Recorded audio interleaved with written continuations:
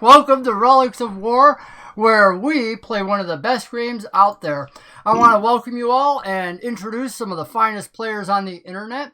I'm going to start off tonight with our individual who was missing last week, which was Eric, who plays Claymore, and then we're going to give it over to him to take it from there. In the meantime, it looks like a couple of our cameras somehow got off, so I'm going to do a little adjusting while they talk. Eric, introduce yourself. Tell us what's been going on this week. And then, if you would, introduce the next person to take over after you. Sure. All right. So, guys, I'm playing Claymore, our Warforged. Absolutely love playing him. Really sad I couldn't make it last week, but it's because I was in the process of buying a new car, which eventually happened. But yeah, bought a new car, having tons of fun. Really grateful for the people in my life because without them, I probably wouldn't have it or have most of the things that I have today. So, but yeah, week's been good, working, and just loving life so far. So, but we can go on to Arya over there. All right. Hi, guys. I'm Arya. I play Ionia, the very cheerful warlock. The week's been pretty good for me, too. It's been incredibly busy, very productive. Been making a lot of plans for an upcoming birthday. I've been getting stuff posted on my Etsy, which is linked to my Twitter. So there's stuff that's actually up for there, working on some chainmail dice bag commissions and whatnot. So it's been pretty productive this week. Good week, and I'm ready to play some D&D tonight. How's your week been, Callie? My week has been fantastic. I've continued working on different YouTube videos. If you haven't checked those out, you should definitely give it a chance. My YouTube channel is just the same name as my name on here, Kitty Doe. And that's about it for me this week. What about you, Brock? Hello, everyone. My name's Brock. I'm playing the character Benoit. I'm going to follow the same line here and say that I had an outstanding week as well. Completed my 3 classes in school for this quarter, a couple A's and a B, and next week I'll be jumping back into a couple more classes, so hopefully they'll turn out just as well. Other than that, everything is going great here, and just looking forward to playing again tonight. Great, and I do want to confirm that I do know he attended those classes because just earlier tonight, before all of you had a chance to watch us on stream, I heard him singing his alphabet, so that was really pretty cool. I know those classes have done a lot for you there, Brock. Sorry, that's hard for some people to learn, really. I almost know how to spell my name. Benoit is pretty tough. Making his way. Just imagine if you had to spell Tiberius. Or Thomas. All right, let's kick this off. For those of you that tuned in last week and watched us, our crew had actually made it out of the underground pseudo-undead dwarven lair down to the south on an island just off the continent. Now, they had made it back towards civilization, where they entered in, met some of the individuals who fully expected them to be dead, talked their way in, and immediately set about resupplying. But rather than running for a ship to get the heck off of this godforsaken place, and they had been told, don't forget, going all the way back to the start of the session, that they had heard there was undead down here. It was one of the reasons they were sent to investigate. But they did make their way out of it, made their way safely back, and as they spent time in the town, each of them, much like for those of you that ever watched Avatar, they had their own mini adventures going off on their own, such as our giant Goliath elf actually had a chance to meet another elf who seemed to be somewhat in disguise. Claymore chose to partner with Ionia, who had marched off on her own in a somewhat assertive fashion, seeking to resupply, and in her own right, she actually not only resupplied, but was also able to convince somebody to give her information that might help them to gain a map or other information. Whereas Lythander, who struck it out on his own, ended up gambling time, finding numerous wealth that had been lost in people's pockets unaccounted for, was able to retrieve this properly and give it the proper protection in his own that he wanted, and following some of the individuals who had lost much of their money, actually decided to climb up a wall and watch for when the individuals would come in and come out. And we had left Lythander not in a cliffhanger, but in a wall hanger as one of the individuals left, locking the door behind them.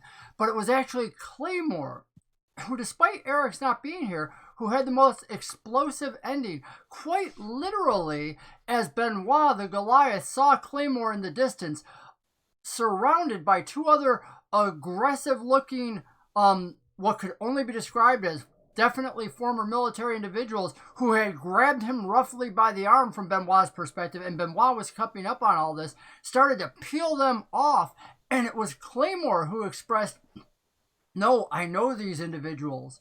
And he's still trying to explain that to Benoit, who is,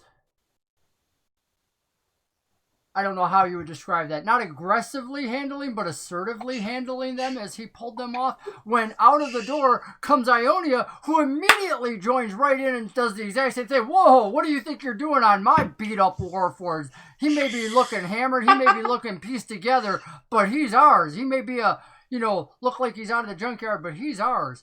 And I didn't actually say any of that. I did not start trash talking the piece of trash. No. Oh, okay. Wow, that made it so much better. No, that was just that was an innocent bystander's impression as the DM watched. It was actually kind of cool though, as she came out and said, "Whoa, lay your hands off" and whatnot, and it was right there where we ended it. So I want to pick up with Eric. Eric, what the heck is it about these two? What are their? I mean, do you know them? I mean, what are their names? Who the heck are these guys? All right, so two guys, right? First one, I his know name. he's older. The one guy's got to be at least in his late 50s to 60s, which, in terms of soldier perspective, he's definitely, shall we say, past his prime. Yeah, that would be Roosevelt Garrett. Ooh, Roosevelt. Yes. Garrett. Yeah, the old fart. It probably wouldn't be a good idea to call him that, considering the way he almost thrashed you that first time you met. Yeah, well, every once in a while he gets something right, but I'm not worried. I've never been afraid of him. Really. Do you even know the younger guy? Because I don't know if you do or not. I do, but still, not nearly as much as Roosevelt. So the younger one is named Jack, and his last name is going to be Hudson, or Jackie, if you want to say that. Well, Jackie would be more appropriate, considering that's what Roosevelt called him and whatnot.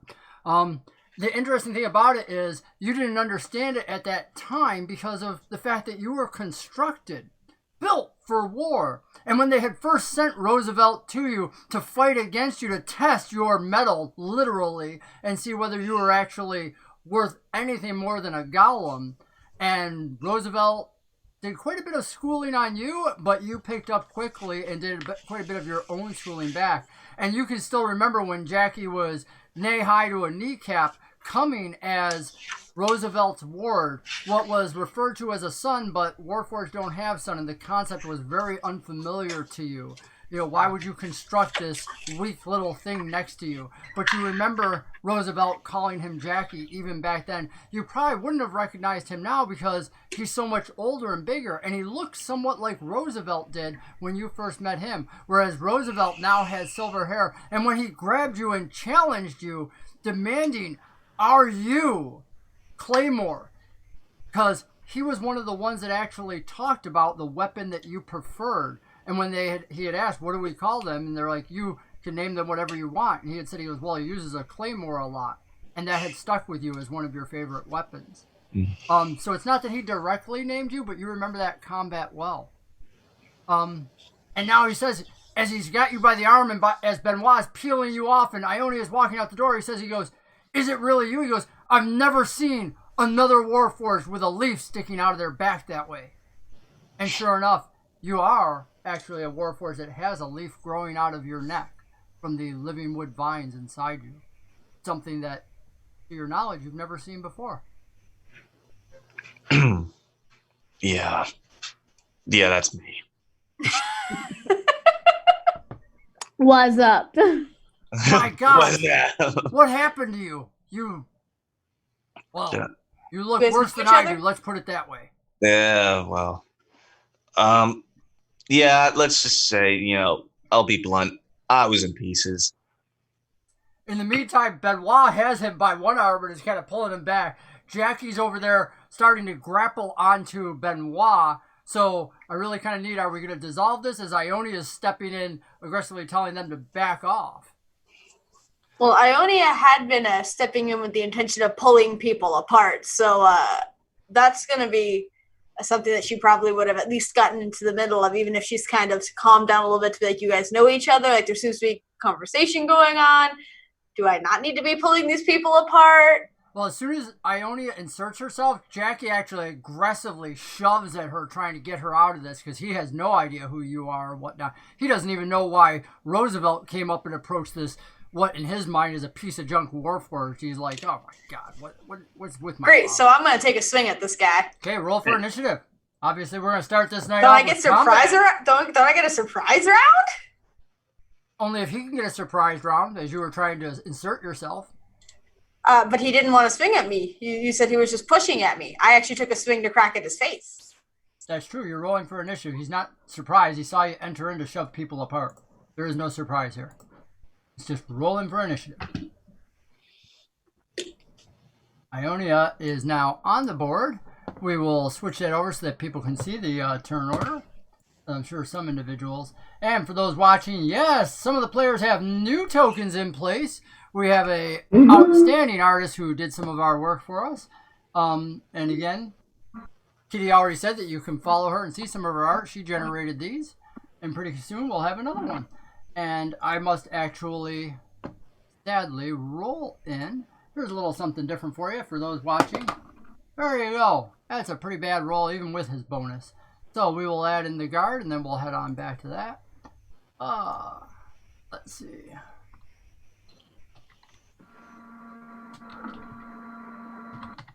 Alrighty. Well, they rolled a 6, but they do have an initiative bonus or a dexterity bonus, so they end up coming out just above you anyway. But he's gonna hold his turn because again he was just kind of shoving. You know, he's prepared to attack as a good shoulder should be. So Ionia, what's your damage? What's your beef? I was swinging at him to punch him. Make your punch. Go ahead. Beautiful. 16. You crack him right across the jaw. How much damage do you do? Fist is 1d4 plus strength, right?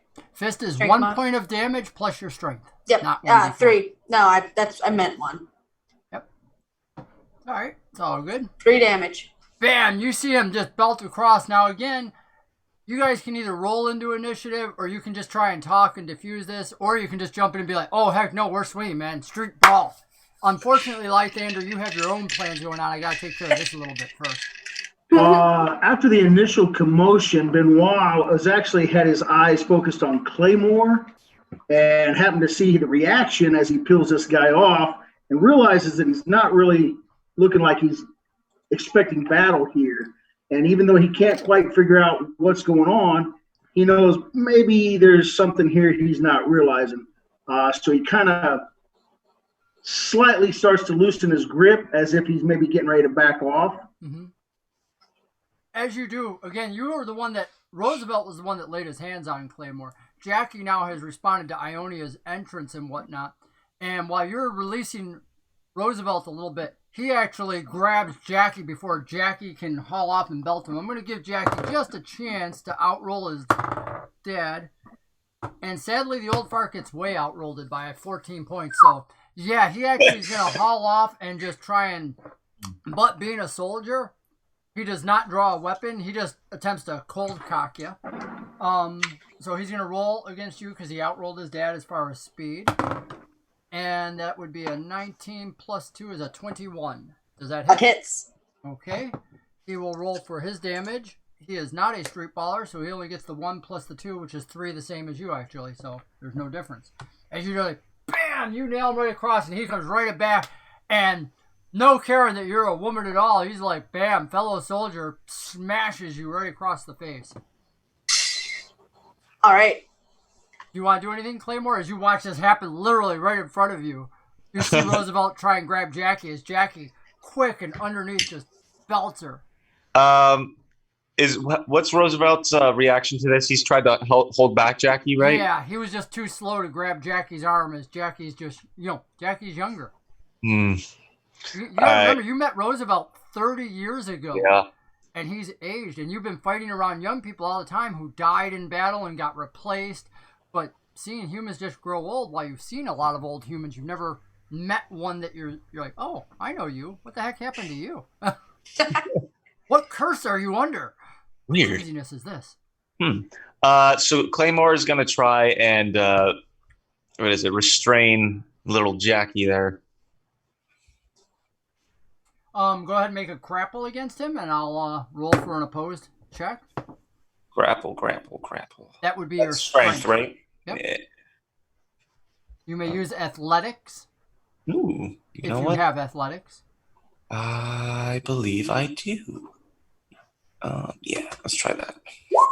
Oh man, look at that! Hold on, I gotta celebrate that.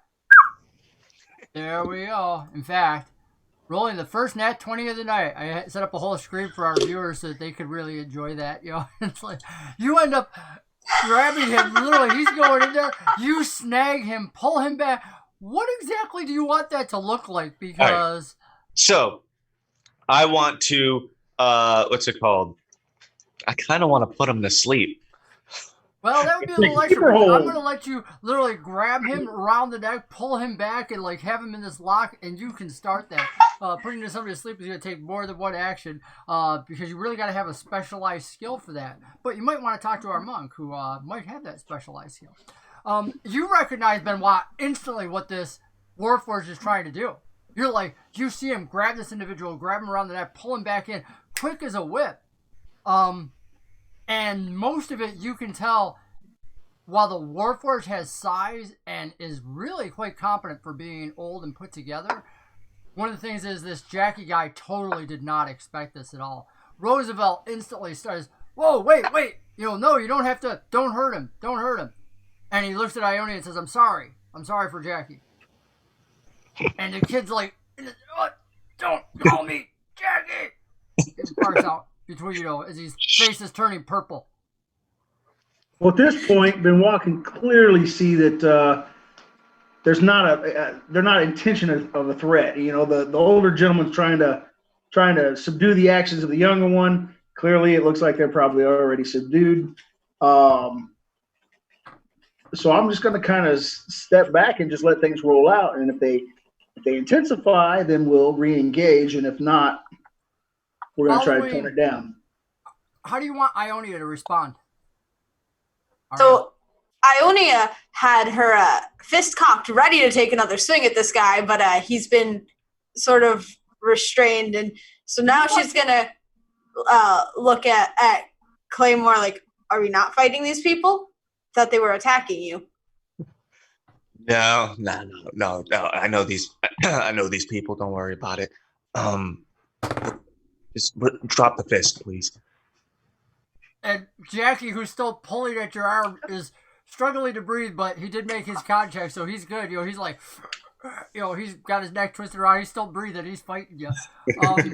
As you're like, gently putting his feet. Roosevelt has backed away, apologized to Ionia, trying to diffuse it, and saying, I apologize. He goes, I just thought that Claymore here was on his own. I didn't know he had friends or allies here. He goes, besides which, he goes, I realize that now all Warforged are free and you don't work for my unit anymore. No, I don't. And yeah, I am free. If you temporarily forget that? No, I greeted him in the manner of our people. He goes, what you came in was a test of strength. He goes, he knew exactly how to respond. Says, and he looks at you, and hold on, oh yeah, he goes, judging by your voice, you're Kieran. I am. Giving a nod. And he kind of shrugs a little bit. And of course, hold on. Yeah, Jackie is turning like 3 shades of deep purple by now. Warforged is still holding him and choking him out. And he goes, your people are more interested in art than strength. I know you built the Warforged, but he goes, we in the Brelish Empire, when we bought the first ones, trained them well on testing strength as well as capacity. And, my son's about to pass out. Would you release him, please? Oh, right. Yeah, sure. You release him, and Jackie stumbles forward into Roosevelt, his dad. He's coughing. And Roosevelt, just like you always remember, shows almost no compassion whatsoever. He's just like, brushes him to the side like, look, you're not dead, so shut up and stop coughing. Doesn't say those words, but his body language communicates it very well. Erudi kind of raises an eyebrow watching that, but doesn't comment on it right away. And he looks to Claymore and he says, thank you.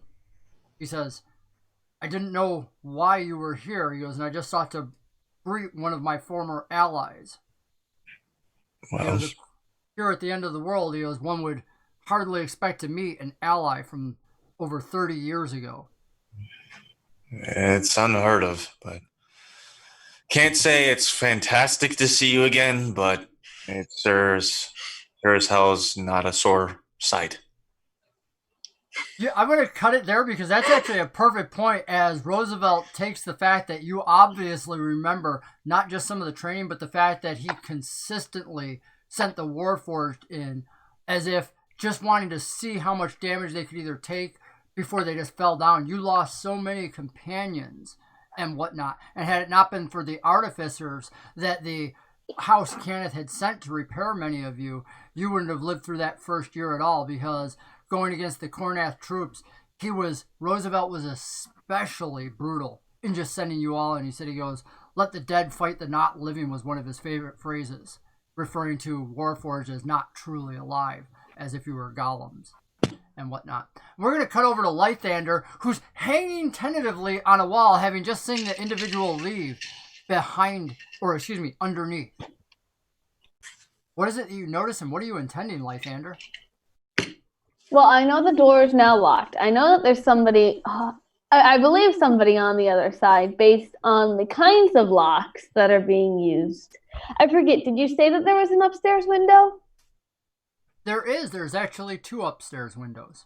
Wonderful, time to climb up to one of those. The building actually sits side by side, very much like row housing. The one side actually touches. The other side has a small 2-foot alley in between it that you could literally just kind of scrape your way through. Getting up to the window is an easy climb for you. No rolls necessary because of the way this stone has been shaped like brick and the fact that you have climbing gear. You just take your time. You get up to a window, test the first one, and it's locked. The other one appears open to whether it's air or heat. It appears to have a 2-inch gap. Time to go in. Just kick that thing open a little more. Slip in. You had theorized when you were here last, you had asked whether it was 2 or 3 stories, and I had said, well, it might be 3 stories if it's got a very cramped roof. It actually is not. It is a second story that goes up into a vault arch overhead, and it appears immediately that this looks like abandoned storage. There are furniture up here, there are items hanging, there are trunks, all sorts of things, and it looks like half of a trash heap. Like things have just been pushed and shoved. Make a quick perception roll for me as you start to, I know you're looking for different things. If you want to tell me some ideas, I'll tell you whether you spot something like that and go based off your perception roll. What kind of items are you looking for specifically? A way down and inside? Lythander's looking for a way down because judging by the amount of time that guy was in there, he doesn't think it's hidden upstairs. He's pretty sure it's probably downstairs with the other guy. Okay. You move through here and whatnot, following the most obvious path. And one of the interesting things that you do notice with your perception is that there are few times when through the dust, there's footsteps leave the path. Obviously, somebody had opened this window fairly recently. You can tell just by the subtle movements. You're keen enough to notice that. You find a staircase that leads down. Interestingly, though, off to your left, it appears easy that you could move between some cases, and hanging on the diagonal rafters of the roof is a sword on 2 hooks. It appears to be in a scabbard, silver, just hanging there on its own. There's other items, again, all around and whatnot, but the sword appears to be either possibly a scimitar, but not quite as curved. It might just be a regular longsword, but it wouldn't be double-edged. It would definitely be a single-edged curved blade. It's in a scabbard, so you can't quite tell. Lysander takes a moment to appreciate the fine craftsmanship before starting to sneak down the stairs. That way, hopefully, he's got to test the stairs to make sure they're not too squeaky and alert the other guy in the house. Make a perception roll. DM, we have a helpful note in the chat that the names on the screen are not correct for the video. Oh, look! How did that happen? But I will take credit as Kitty Doe and say that I make the best videos in the world, and everybody should come follow me specifically because I'm amazing. That individual, whoever it is that mentioned it, because I'm not looking at the stream right at the moment. Doherty D&D. Oh, I don't know how that happened. I spent Now we're so much sliding time around. getting all this arranged, and yet somehow that happened. I'll have to double check. That actually means they're going to be off on every single one of these, which really frustrates me. That means that as I bounce back and forth, I'll be doing that the entire night. Yay, fun, wow. After hours today. Good heavens. But thank you. They have, what I was getting at was they have inspiration to give. So, Doherty D&D has inspiration to give any player tonight once. They can pick the player. They can give when to give it. And once you give it to a player, as always, players, you have inspiration. You get to choose when to use it. Our viewers can offer you the inspiration, but not force you to use it.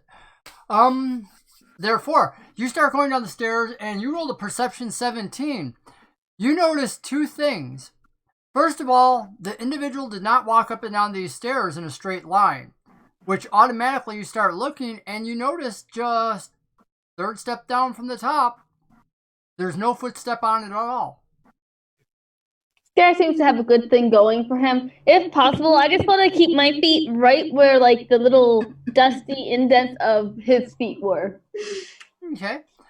Is that it? Are you good? Are you past the trap now? Head on down. I'm continuing to follow his dusty foot trips. Where there's one trap, there's always another. I'm going to continue Make another perception roll for me.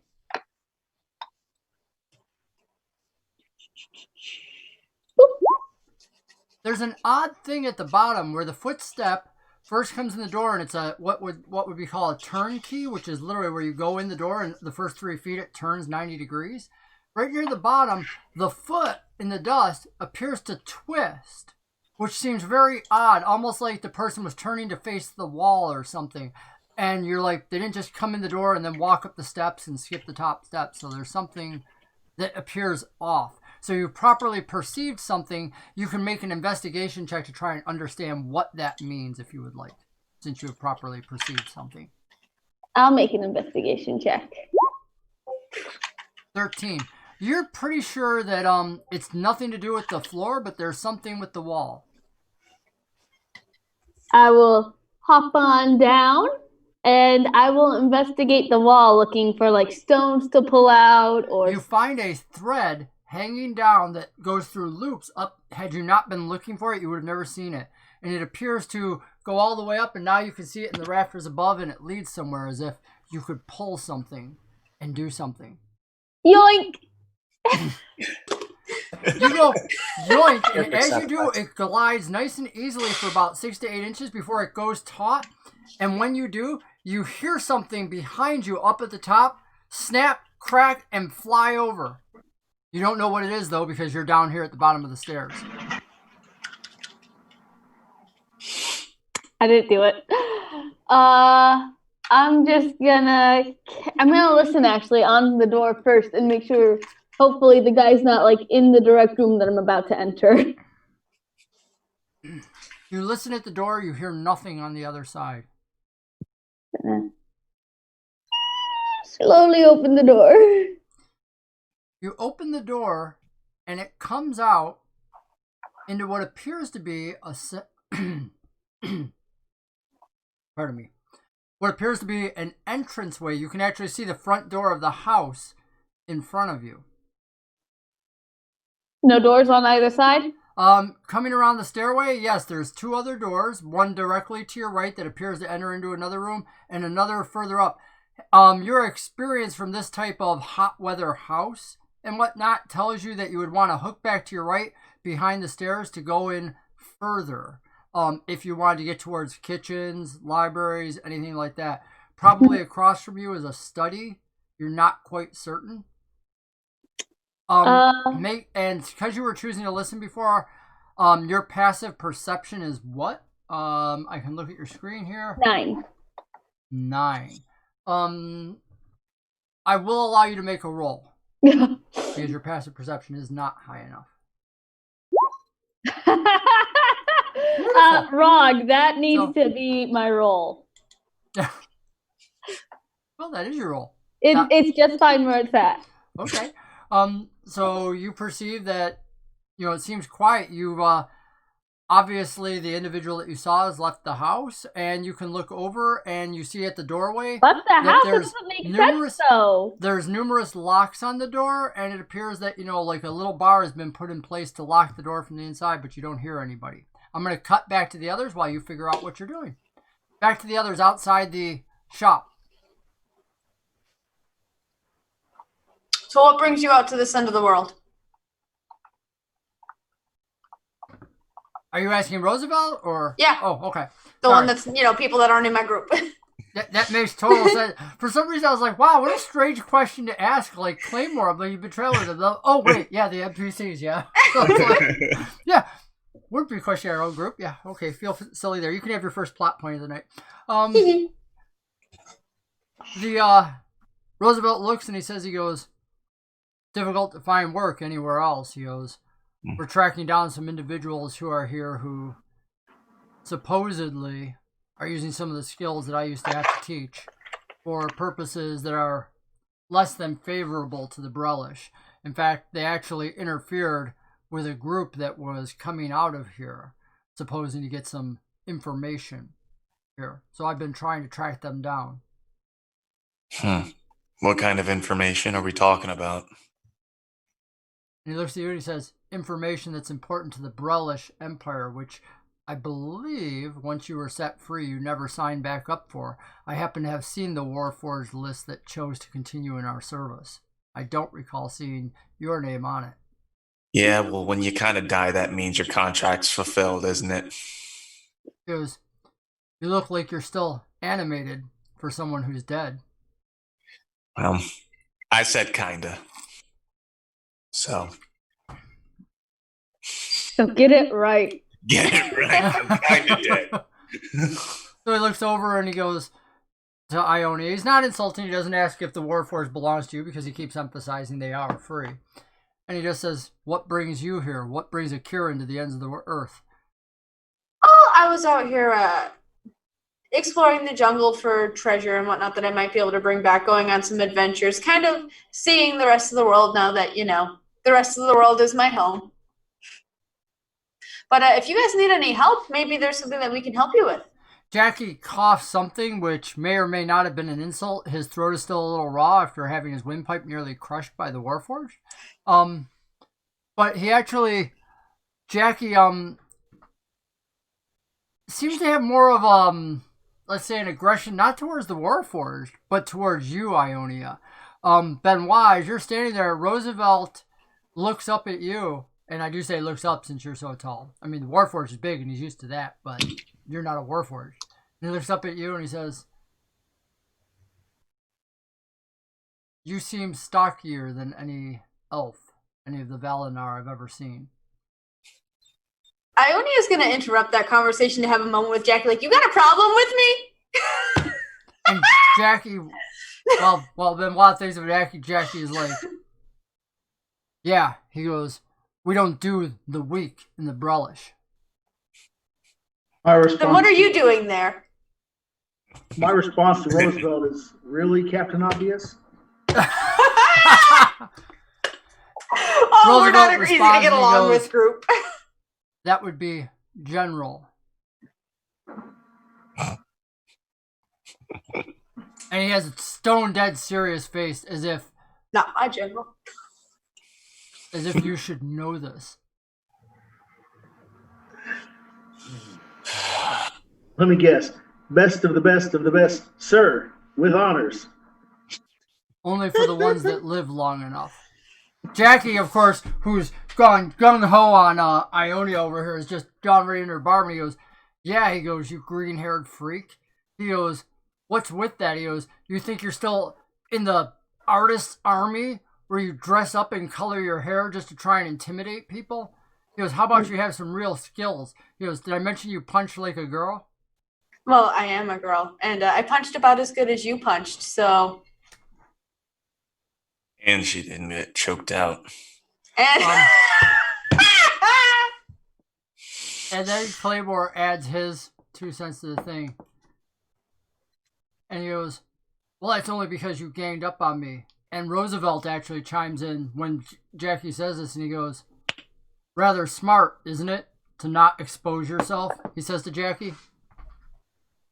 And the kid just, like, sick of being reprimanded by the general here, just shuts up and steps back and seems to wait, not wanting to. Because he does realize exactly what he's saying. He goes, you're outnumbered. It's like you got 3 individuals here. He goes, what started as just a friendly thing is obviously quickly turning negative. Kind of makes I a say slight we all little go sit down and face. have a drink. Roosevelt looks and he goes, I would like that. First round's on me. He goes, Sounds great. where would you like to drink? Do you remember where you said you were going to be meeting? Free plot point. If anybody actually wrote down and remembers the name of the inn where you all said you would be meeting. The One-Eyed Dragon. Oh! Oh, Bonus snap. plot point. Go. Well done. All I had was that it had dragon in it. That was all I remembered. Yep. That is precisely right. There we go. One of these days I got to turn that around and be like, you get a plot point if you do this, otherwise everybody owes me a plot point, but I've never developed that, gnarly DM thing yet. So, great. Don't take plot points away. Yeah. No, you guys earn them. I just can't do it. So you guys head over to the One-Eyed Dragon, and along the way, Roosevelt actually is quite chatty with, I gotta see which one he'd be more appreciative of, because the Goliath elf, she's never seen anything like you before. Yet, seeing Claymore, that's quite unusual. You know what? Which of you two has the higher charisma? You could, I'd say probably him. No, trust me, not me. -1 and 0. You guys are like both down there. So the Goliath elf just happens to nudge you out, and he's actually chatting with the Goliath elf on the way over there, trying to find out. Yoink! Of course, for you, Claymore, you also know that Ionia went in there for certain things, and she seems to have supplies with her and whatnot. You might want to find out what's going on there when we get back. Cutting over to Lythander. Lythander, you've made it to the bottom. Where do you want to head in all this? I think I'm gonna try the door closest to the door out, because in my mind, like, this guy's made a few trips now. I've seen him make a few trips based off of his other friends' gambling. So his thoughts are, what's more convenient than the door right next to the door into the house to stash all of your money? Okay, there's a door over there and it's closed. Do you want to try and listen to I want to listen to the door. On the other side, you hear the clear sound of what appears to be snoring. Perfect. Let's just quietly check the door, see if it's locked. Nope, doesn't appear to be locked. Just Creaks open a little bit. Inside, you actually see what appears to be tons of bookshelves on your left, a window to the front and whatnot, a couch, small tables, chairs, and on the couch appears to be this old bearded dwarf, glasses on his face, book open in his lap, his head tilted back as he's like, as he's snoring away. And I can give you actually a little map on that one. Ooh, a map. I do have a map. If it works. You never know if these things are going to work. Ooh. Okay, Something turn order. And put you in there. There you go. Cool. Oh, I should probably put that online, huh? Everybody, the players can see all this stuff, but our viewers were the ones that really want to see it. They're like, show us. Show us. That is cool. Unfortunately, Lythander's here by himself while the dwarf is asleep on the couch. And while the dwarf does not move, I'm going to move him one step away. He's dead asleep. That way he's over in the corner. All right. Lythander wants to tiptoe himself down here. He just went in a circle. To the bookshelf. To the bookshelf. Lythander starts doing a little dance in a circle. Back and forth. I put him back because I wasn't sure if because he's stealthing. If I needed to roll a stealth before I moved or after. If you ever want to show where you're going, you can just click on the map and it'll do a little ring like that to show this is where I want to go. Clicking. Might need to click and hold. Push in and hold it. Oh. Similarly, there's measurement devices and other things. And our Fantasy Grounds, I did get an update on Fantasy Grounds Unlimited. They're working on it. It's coming forward, so things are progressing steadily. At which point we'll be switching over to that. You get down there, it's bookshelves. And along the bookshelves, numerous books written in assorted languages, small scrolls stuffed in and whatnot. It appears to be folded over paper. You can't tell a lot of organization here, although you do recognize some of the runes as similar to being where you just were underground. So whatever language it is must be similar, probably dwarf. And I'm going to cut away back to the other group. As you walk into the one-eyed dragon, a seedy little establishment, and again, you guys came in pretty late and whatnot. I believe it was over halfway through the day, as memory serves. Does anybody remember the time that you got into the town? Thought it was somewhere shy of dinner time. Yeah, I thought it was the afternoon as well. So mid-afternoon. Yeah.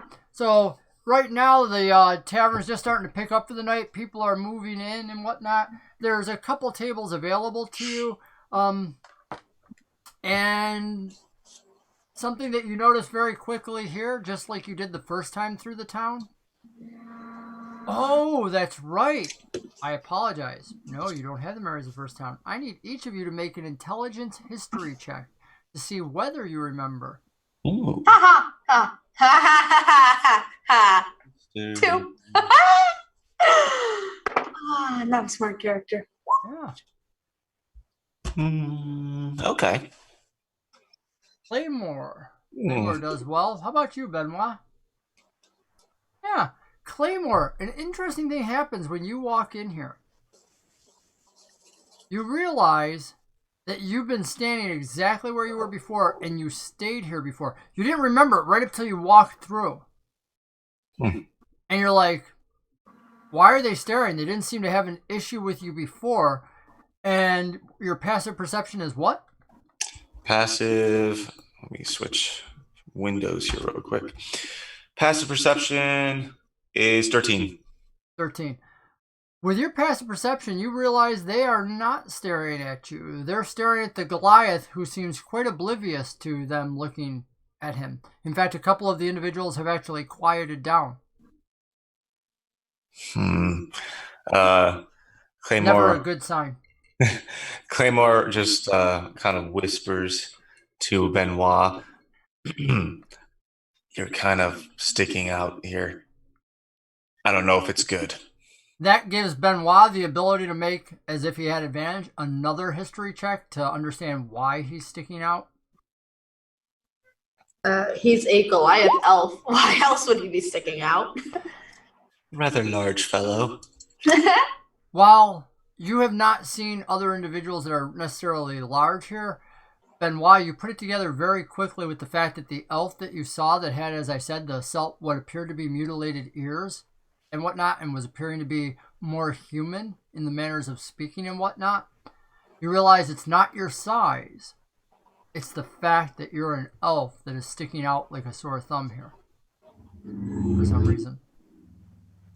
They're going to have to deal with it. Because I'm getting ready to have a drink. Yeah. Guys taking one of the 2 free tables? Yep. Absolutely. Yeah. The one closest to the door. You move over to a free table, and in no time at all, a server actually comes up to you and asks, are you going to be eating, drinking, what do you want, and whatnot, and gives you some of the standard fare. So Drinks should be pretty easy. Meals pretty easy. I don't have the tables in front of me, but we're just gonna call it 3 silver right now to get some drinks, get some food if you want. If you don't want food, you can knock. It's on Captain Crunch. That's the first round is.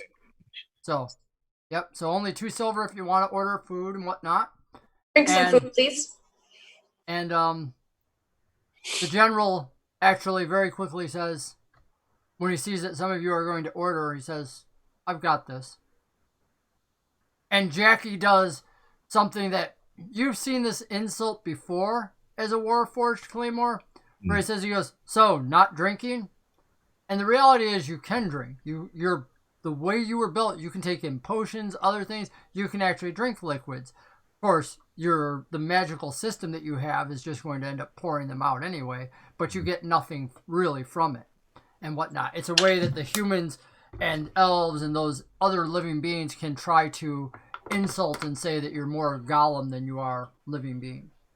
Claymore looks at Jackie begrudgingly, kind of tired of his crap already, and just looks at him and says, "So, still breathing? I can fix that."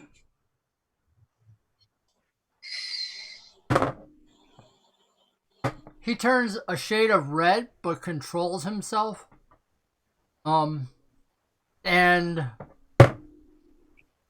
the general actually, you catch just a hint of a grin on his face. Did you like that response by you? Benoit points it out because during our entire conversation over to the one-eyed dragon, he was trying to poke jokes towards the general just to give some type of reaction out of him. Benoit was? Yes. Jokes such as like against the military and stuff?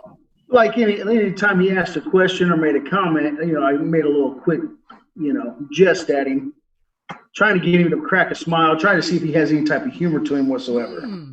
Yeah, 2 things that you actually noticed were, he's far easier going than his son. He actually thought your humor was pretty good. And he actually attempted to make a joke about Goliath, and it was so old though you'd heard it numerous times before. The question is, did you laugh at it? I It was probably did 20 years ago. I did it out of courtesy. Out of pity. There you go. It was like hearing a good dad joke about cows and lactose, but Is there like a performance check for how convincing your laugh was?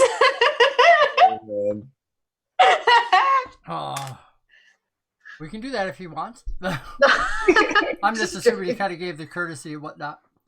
I'm just joking. Now, once you're inside the inn, Ionia, you're at the table, all 3 of you at the table. Did you order food? Mm-hmm. Brock? Did Benoit order food? Benoit did order food. Claymore, did you give in to Jackie's barbs? Yeah, hell no. There you go.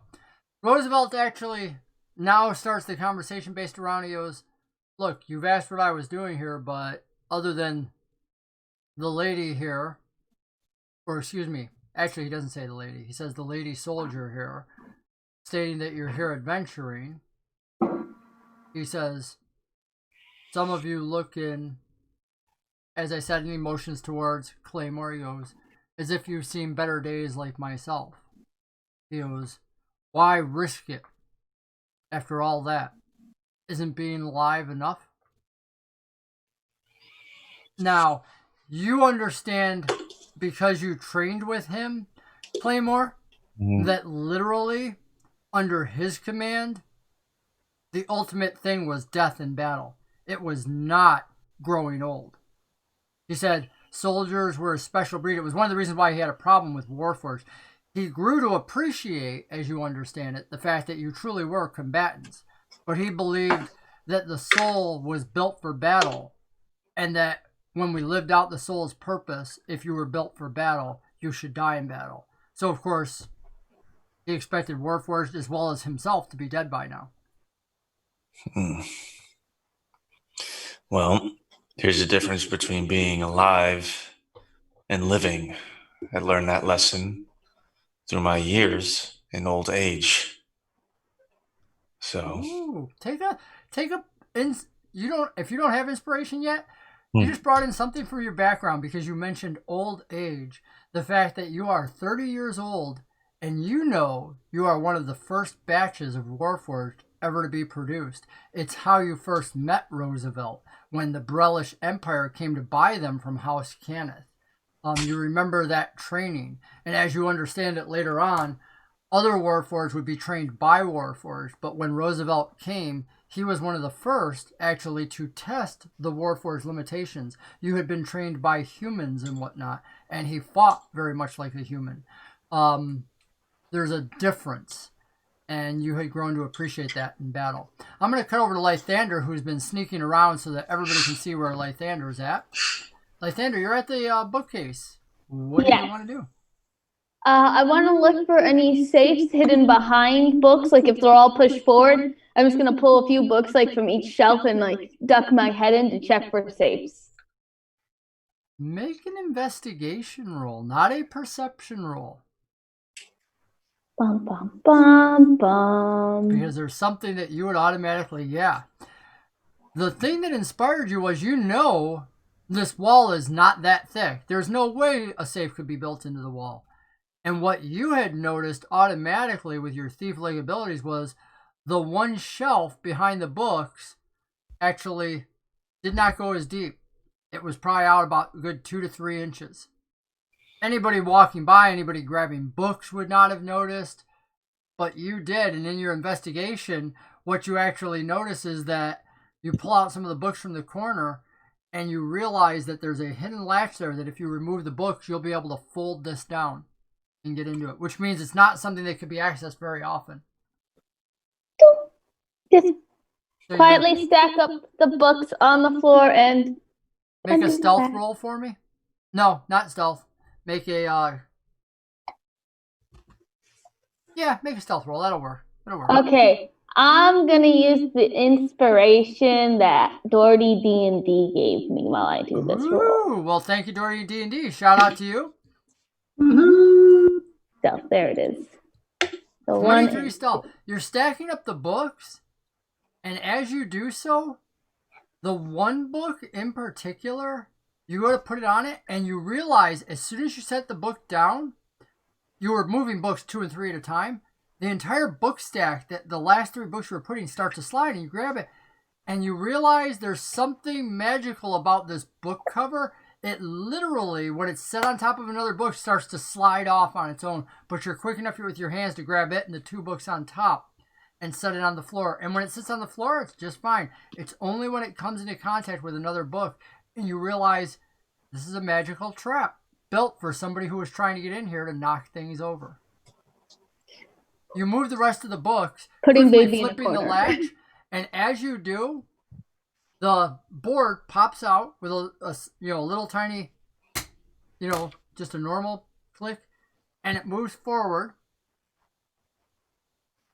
And I want you to make a perception roll for me. We all wait in silence. And I'm going to use my second luck of the day. Okay. It was not that lucky for you. Fine. Always better than nothing. Because you're moving it forward, and as you pull it forward, you notice that behind it are 4 long tubes, each of them almost the length of the shelf, so probably about 2 feet long, 24 inches long, scrolls in scroll tubes put in there. Each of them seems to have gold ends, and beneath them on the one side appears to be what looks like binoculars or glasses with multiple lenses. You can't quite tell what. Before I grab anything, I want to check for traps, just in case like these scrolls like have some sort of like mechanism under them or something, like when you lift some sort of pressure plate. The scrolls are each sitting on 2 pins that seem to support them and whatnot. You look for the familiar signs of a pin that would have a gap on the other side so that the pins are weighted and moved.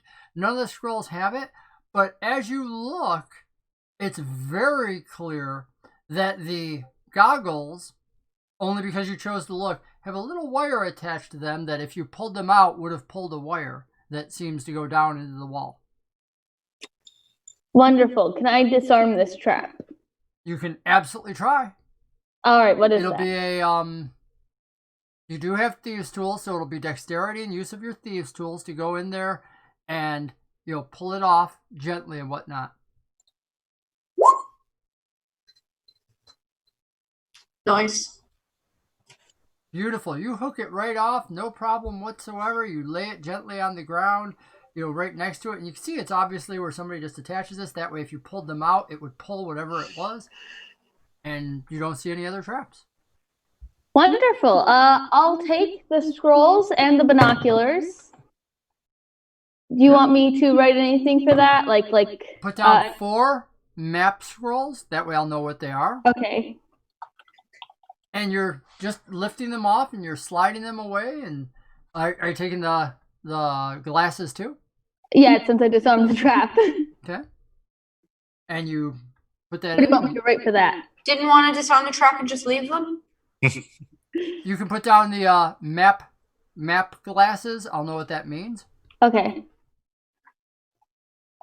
And that's everything? Those are all that you can see in here. That's all this thing would fill. Yeah. Wonderful. Then let's just close it back up. Put the books back on the bookshelf. No problem. You don't even have to make a sleight of hand. Slowly you line them back up, all that, and it looks great. Awesome. And Lysander just wants to get out. Okay. You which way do you want to get out? Out the front door? He wants to go back the way he came. Okay. You head back up the stairs and whatnot. Make a I need you to make a stealth roll, please. Okay.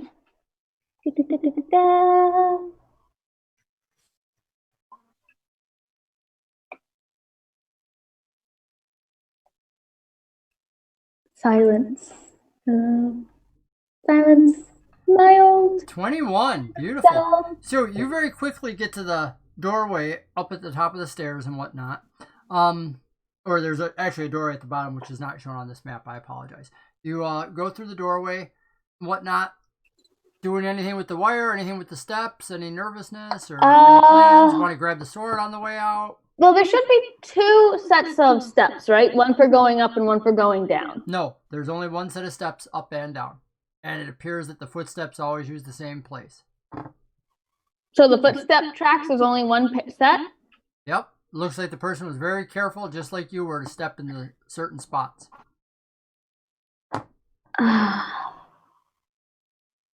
Can I make an investigation roll to see which steps look newer over the others? Well, I guess that'd be mine. Never mind. Yeah, I was about to say, you.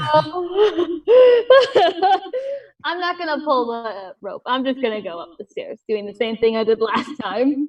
You go up this time, and at the top of the stairs, you notice something that you did not see before, which is a blade hanging down from the ceiling. And you can see that it's obviously been swinging because it's still moving a little bit. You did yoink on the wire earlier. I did yoink real good. Is it not swinging that much anymore? Is it just kind of like the leftover? Yep, this definitely looks like a trap that was sprung before.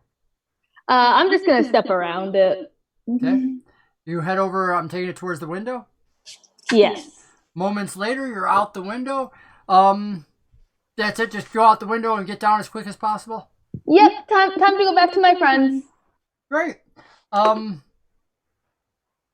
I do feel it's important as a DM to always give what the characters would know. And Lythander has a history of procuring objects.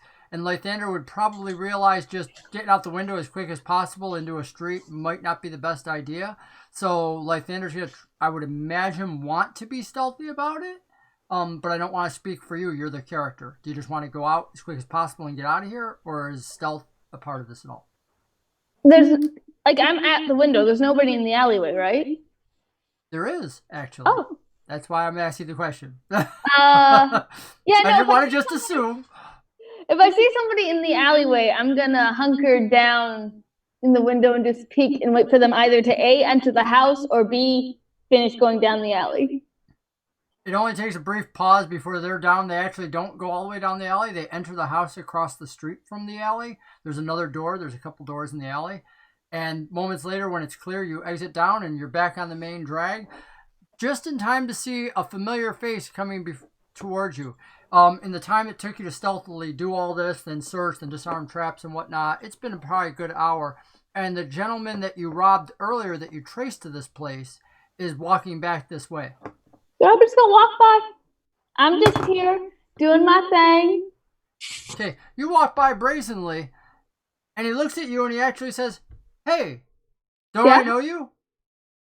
He goes, "You were over at our game." Oh my gosh! Yes, the dude who was winning all the. Oh my gosh! Are you his friend? He looks at you and he says, "Did you take my money?" What? He goes, "I lost my money. Did you take?" And he starts getting more aggressive as he comes closer to you, and you see him reaching out to try and grab you, but he's broadcasting it. I'm gonna back up and be like, dude, you gotta calm down. There were a lot of shady people around there. It's gambling. He seems very intent on the belief that it's you, though. He says, I was walking all around the circle, man. You think I stood around you long enough to take anything from you? Make a You weren't even persuasion gambling. roll. Make a persuasion roll. No, but you were the one that left all of a sudden, he says. He goes, "Why did you leave?" Because I didn't have any money to gamble, and gambling's a real addiction of mine, so I couldn't stick around. It was gonna get bad for me. Can't gamble what I don't have. He goes, well, you can see him like get a little angry. He goes, "I was going to ask what you have on you now, but if you're that damn poor," he goes, "it's not even worth my time." He turns around and he walks away back towards the house that you just left. Cool, gonna go back out into the main street.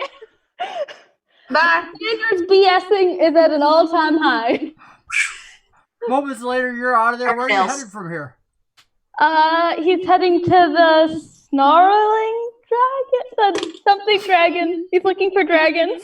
The wisdom of Chasing the dragon, the whatever wisdom that of the means. character, the wisdom of the player are going hand in hand. Are you referring to the one-eyed dragon? Yes? The bar? The dragon bar. Oh my. Make a wisdom roll for me. Oh no, my Vander! I do these so well. Your player has played this so well. Oh. Really? Wow. You find the exact bar. You found the snarling dragon. It's awesome. Yay. You have made your way there. You go That was in. a It's for my right friend. down on the waterfront and whatnot. And there's a bunch of sailors in here and whatnot. And I need you to make a perception roll to see your friends.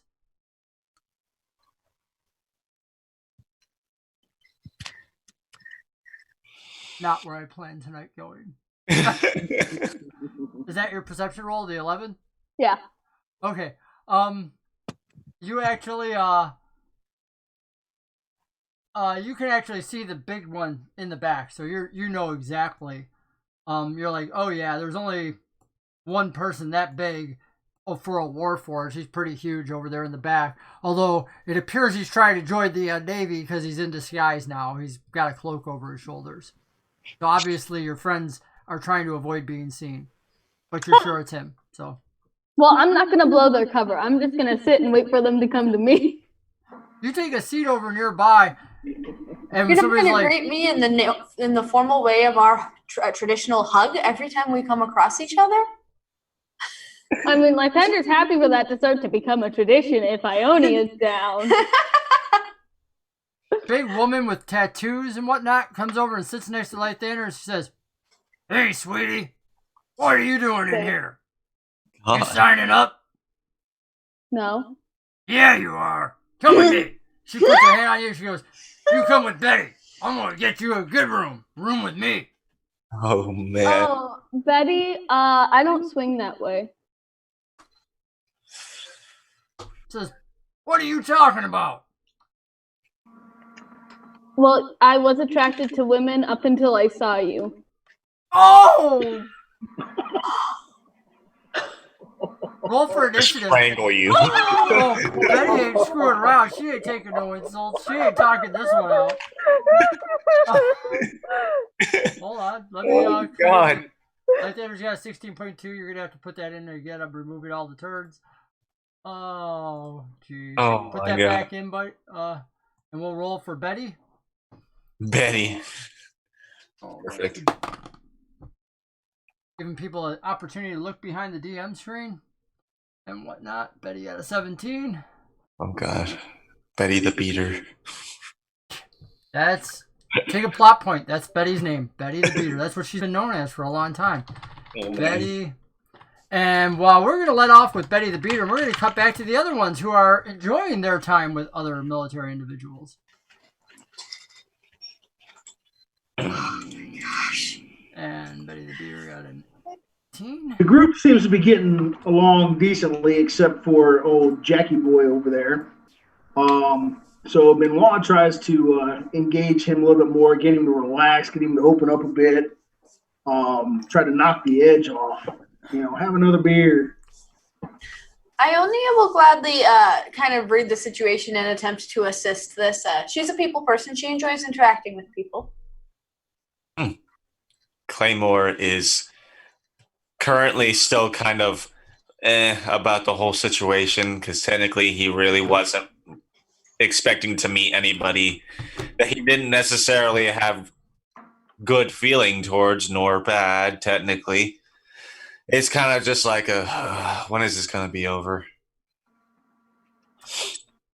Roosevelt, on the other hand, has some clear feelings towards you because you're one of the only ones that have lived this long and whatnot. So finding you is more than just finding a warforged alive, more than finding anything like that. It's finding somebody that he helped train. It's finding someone alive and who's obviously still fighting. On the other hand, Ionia, Brock, what is Benoit doing to ease or facilitate this further with Jackie? You said, are you egging him on, or what is that? Trying to get him to have another beer, just kind of knock the edge off, loosen up. Make a persuasion roll. See if you can bond with Jackie in any way. You thought you were trying to oh no, never mind. Apparently not. Jackie is totally offended by you, and actually at one point calls you a freak and says that your kind of been a curse on this land for long enough, and we should have kicked your people out of Corvair when you first came. Lippy little bastard. Claymore Now, is... You've actually never been to Corvair, if I remember. I don't remember. Is that part of your history? Had you ever left the Elven Isles? I don't remember. What you want to share with just me? when I left and went to the monastery. Okay.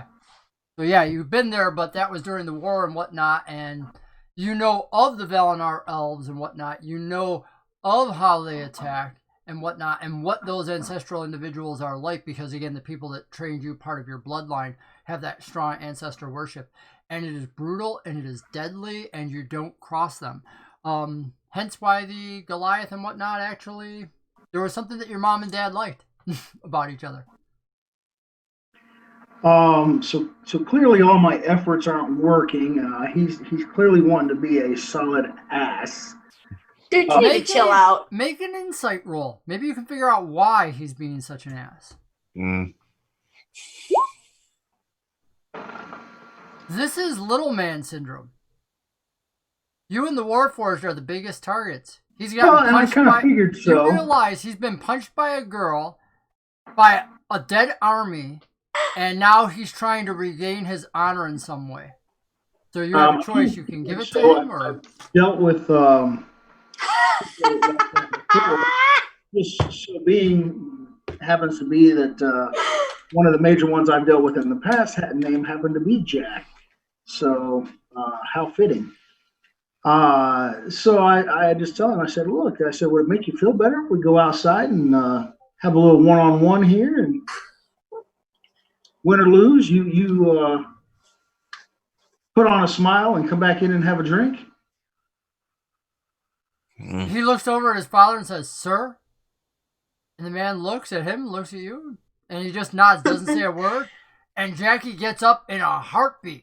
And you can see him posing the anger. He's like, yeah, let's take it outside right now. Claymore wants to watch. Lysander's a boy, not a man. So we get up, step outside. I wouldn't want to create any issues within the establishment. Jackie goes outside, and as Kick a his couple who have butt! overheard you, it's a good group that comes out. Probably about 8-10 guys, and Jackie takes off his sword and whatnot and says, what are you wearing? Are you wearing any armor? I don't wear armor. Yeah, that's what I thought. So Jackie's like, I wouldn't have it said, I'll take off my armor. I wouldn't have it be said that, I had any advantage over you, trying to cushion your cowardly blows as an elf and whatnot. So I tell Claymore, I said, hey, whatever happens, happens. Afterwards, we'll have a drink, but see if you can make us some money off of this. Get some bets going. Better put your money on me. Jackie, you'll enjoy life more if you calm down. If only Lythander had remembered the name of the bar. He would have really been making us some money. Oh, yeah. Without betting. Lythander's like, gamble whether or not he gets caught. So, what do you do at Warforged, Claymore? Well, before Claymore goes over to random people to be like, hey, who you betting on? Does knowing that Claymore has technically known Jackie since he was a little, peawad and whatever, can he know or remember any kind of weaknesses? Of Jackie? Of little Jackie. Yeah, you're pretty sure that he used to wet his pants. He was a little kid. No knee injury when he was young, 30 years later, dude. A knee injury might have followed him. He's a man now, but he was a little kid then. He can't control his emotions. With a bum knee. He's already starting on the downside. Yep. Interesting. All right. Claymore is going to go over to Benoit and say, a little wetness on the crotch will do it just fine. And then walk away. And then go ask people if they're going to bet on anybody. Make a persuasion roll. Do you have any money on you? Have you ever done this? Will try to help him get the gambling going. She's going to actually lend you her charisma bonus while the Warforged goes and does this. So if you have a charisma bonus to offer him, he can add that to his roll. +5, yeah. Okay. I'm a warlock. Oh, sick. That's right. Did you say persuasion, right? Charisma is my jam. That's why I keep trying to help people when they're doing stuff with people. I'm like, I'm a people person. Take my charisma bonus. Persuasion, and then add 5 to whatever it just did. Oh! Use your inspiration. Ooh, that's a good Can you do that after you roll? I don't know if you actually can or not. Technically, you have to announce inspiration in advance. Well, darn. Only, okay. I mean, he can use plot points if he wants to adjust it, but... I mean, how much plot points to make it worthwhile here? I don't know. You tell me. What's worthwhile to you? I don't know. I'd give it... The reality is, people don't trust you off the line. They're like... That's true. They're like, you're asking me to put out money for you and whatnot, but you can see some people betting with each other. They seem to just have an absolute distrust of you. And the fact that the soldier, Ionia, is with you and whatnot, appears almost like it's a shakedown a little bit and whatnot, as you're like, bet with me. I have money. It's like, that sounds about like Claymore. Oh, God. They're like, no. And at that point, roll for initiative, Brock. Oh, I should clear it out first before you roll for initiative. Okay. I don't know. We'll have to get back to poor Lythander. We'll do a couple rounds here, and then we're going to cut over to Lythander and see what happens with Betty the Bruiser. Not going to come back. I should have left Betty the Bruiser up there. I'm going to put Betty the Bruiser back on there, as well as you can roll in, and we'll put you back on there, Lythander. We'll just be skipping over you. There we go. That's a good initiative. Oh, daggone it. Hey, I click on my token, right? Yeah. But you can always change your initiative after you roll it. Yes, you can go click on it and put it back to the number that's supposed to be. Yep. And let's roll for little old Jackie. 17. Wow, him and I don't know. We'll roll for a tiebreaker in there. That way we know who's. Oh, it doesn't matter. They're not in the same one anyway. 17.1. Come on. I really gotta put those glasses back on. Suffer me. My viewers have probably figured out by now. I'm getting old and I have to wear glasses when things are. Okay, I clicked on my token and then clicked initiative. Something's not going right here. All right, well, let's just put you in there. Would you roll it in your regular chat and I'll put you in there. That's fine. Benoit. That's fine. And what'd you roll? 18? The first time I tried it was a 23. All right, there you go. So there you go. We're all good. Roll 20 kinetic squares at once. We always take care of it. If anybody needs to jump in, such as Claymore or I directed that no one jump in. It is what it is. Yep. All right, so you're at the top of the round, Benoit. What do you want to do? Well, I'm gonna try to get some odds up so we can make some money, and I'm gonna squat down on my knees to start this off with, to try to level out our height a little bit. You level out your height at the same time, incredibly insulting this man, because you're fighting from your knees, which cuts your dexterity down like by half, your abilities and whatnot. As this guy just like turns that almost shade of purple, like Claymore's choking him out, realizing how insulting you're being towards him. And he walks over to you, and now let's see, you've cut it down to 5 foot, so Jackie's a little taller than you now, because you've cut off your entire lower legs. And he goes, I thought you might have had a touch of honor. I guess I was wrong. And he starts to turn his back and walk away. And what do you want to do? I'm gonna reach out and trip him. You reach out to trip him and make an insight roll against his dexterity. Never turn your back on your enemy. You actually realize what he's doing. You rolled higher than him. He was trying to fake you out so he could do a broad spin kick to your head. And as you're reaching out, you see him shift his hips, which gives you the ability. You have advantage on a grapple check to grab his leg coming at you. So I grab the leg and kind of roll into it with both arms and into a barrel roll and rolling right off of his feet onto the ground. Moments later, he's on the ground, and you realize the guy's actually a pretty decent fighter. He rolls with you and tries to wrap his legs around your head. So he's obviously been trained in hand-to-hand combat, and it starts to click with you when you saw Jackie and Roosevelt, both the way they gripped onto Claymore and whatnot. It was very hands-on. So obviously, which explains a little bit when you remember fighting Claymore down in the underneath the ground, that he's been trained in hand-to-hand combat as well as weapons. Which I had assumed, and I figured this was going to be a grappling match. We were going to get to the ground, and that's where we were going with it. So he's going to grapple you. You can make your roll first. I just made for him, so. Dexterity? You are way of the grasp, and if I remember correctly, you're allowed to choose dexterity or athletics. He does not get that choice. He is not way of the grasp. He has to use athletics. So you don't have your bonuses on there. Athletics would give you a bonus, because I see on the screen that it's +0 and whatnot. So make sure you're clicking on not dexterity, but on your athletics to get that bonus. Oh, okay. Athletics would also be strength and not Oh, dexterity. I'm sorry, acrobatics. I apologize. Both wrong. Okay. So, There it is. Yeah. But I'm going to go with your first roll, since you just Okay. re-rolled that, and just add in your bonuses, which it tells me there is a 6. So you got a 14 versus him. So you two actually wrestle back and forth, him with his legs around you, you trying to pry open his legs, and he actually flips you over pretty good. It's tough going back and forth. It's very equally matched. But then on his turn, he actually reaches down and tries to grab your head between his legs and give it a twist.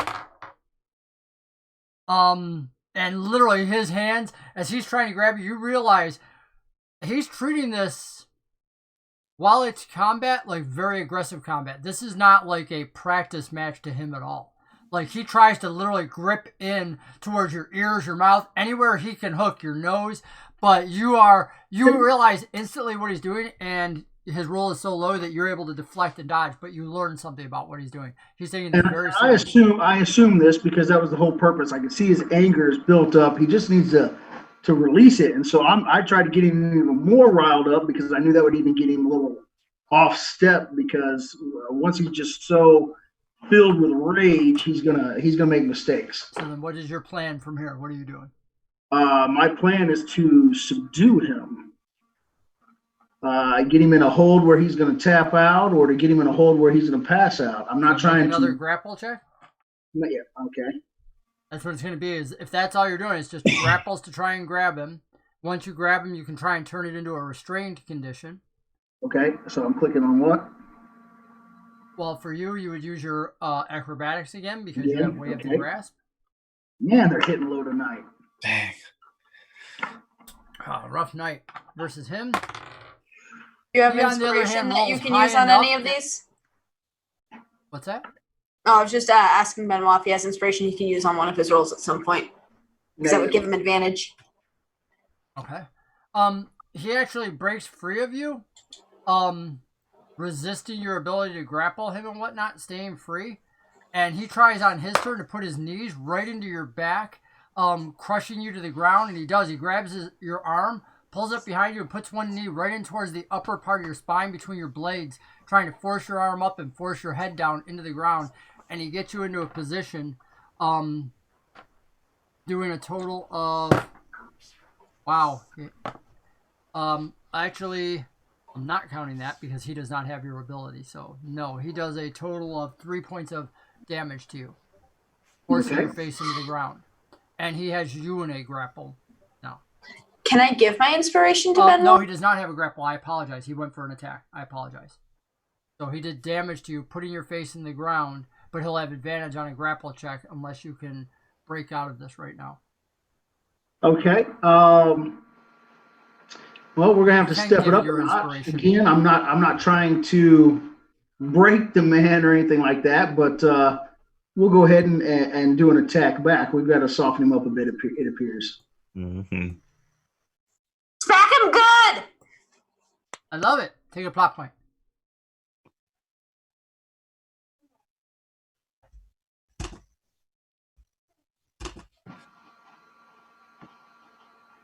Okay, what am I clicking on? Same thing as before. It would be acrobatics. I think he's trying to attack him. Oh, you're just trying to attack? Then it depends on what you want to use for your monk abilities. You describe it how you want and tell me what you're doing. Are you doing Fury of Blows? Are you smacking this guy down? Are you have your all your yeah, I was abilities? gonna try to with the free hand try to twist with the one that's caught up, twist it and snap it free, pop it free, while swinging on him with the other one towards the side of his head. Okay, so you're making a martial arts attack, and then you want to use your offhand, which is also a basically a dexterity-based weapon. So you're allowed to do that. Okay, so this is going to be a dexterity roll. Yes, that's right out of the book for your monk. You make dexterity, hand-to-hand attacks, and monks are able to do 1d4 damage because you have martial arts. As I remember, you're free to correct me if I'm wrong. Okay, so your first one does not hit, and then you're trying with your other hand.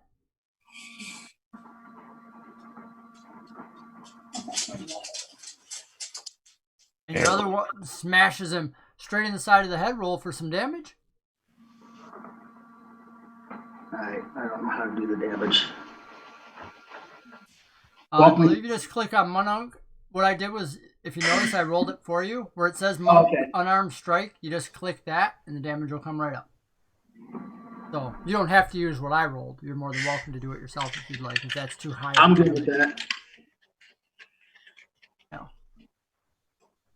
How is it that you have +6, but I only did 5 damage? That doesn't make sense. Oh, because it's +6 with your proficiency for the attack. That's why. Excellent suggestion from the chat to pick this loser up and show him what it's like to be tall before making contact with the floor.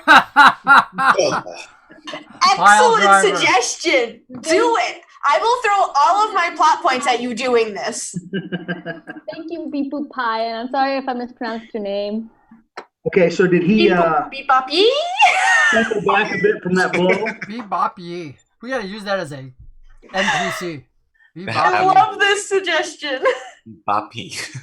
One of the interesting things is when you play a Goliath that's as tall as you, using 5e rules, you can actually jump up to 1.5 or up to half your height up, which actually puts you over the 10 feet mark, which means if you're holding somebody in your hands, you can actually pile drive them into the ground and cause falling damage. So it's an interesting twist to the 5e rules. If any of you ever want to look it up, it's like, Can I give him my that. Can I give him my inspiration?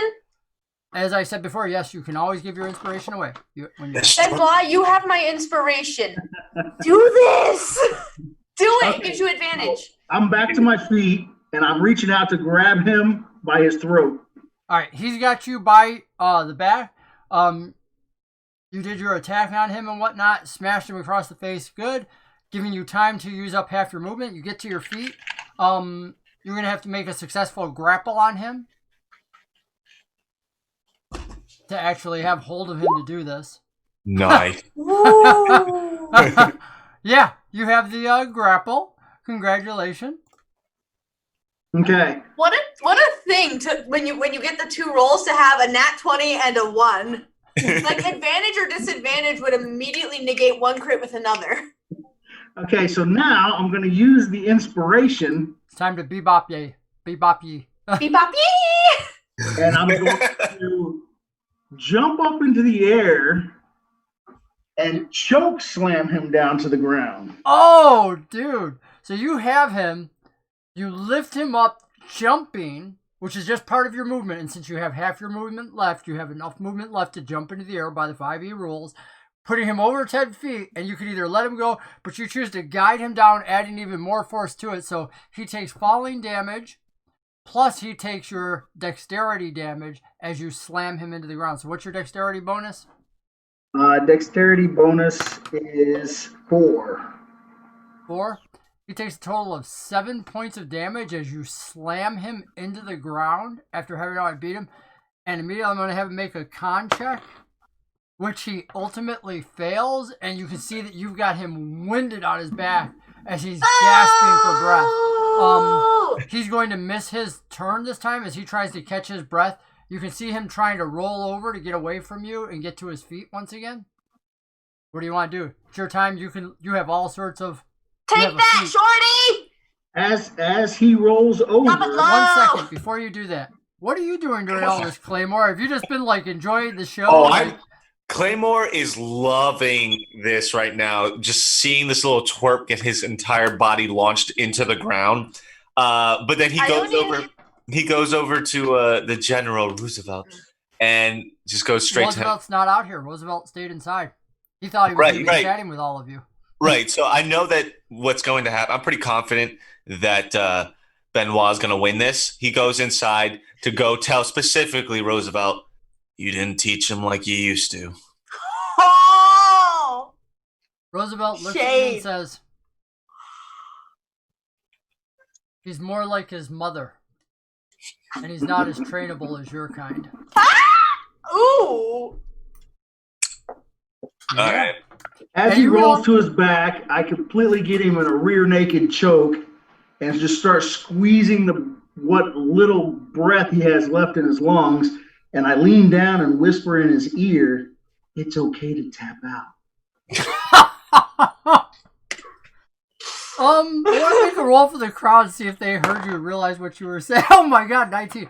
Yeah, somebody actually heard you telling him this and whatnot because they were crowded around pretty tightly and whatnot. He does not tap out. He passes out. Interestingly enough, moments later, doesn't seem to be that good at holding his breath as he was against the Warforged. Moments later, he's passed out. He goes limp on the ground. People outside are just cheering. They're like, man, free entertainment. You know, it's a port city. They love this. They're like, boom, strength, aggression. You want to leave him out there on the ground? What do you want to do?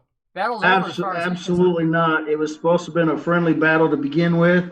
I'm going to pick him up gently, and I'm going to carry him in. I'm going to sit him up and wait for him to regain consciousness.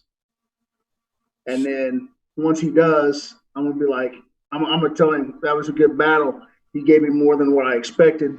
What's Ionia doing all this? Are you waiting for He's him? following him inside, like hyping people and like, that was so sick. Oh my gosh. But she can't trash talk the guy anymore because he's unconscious.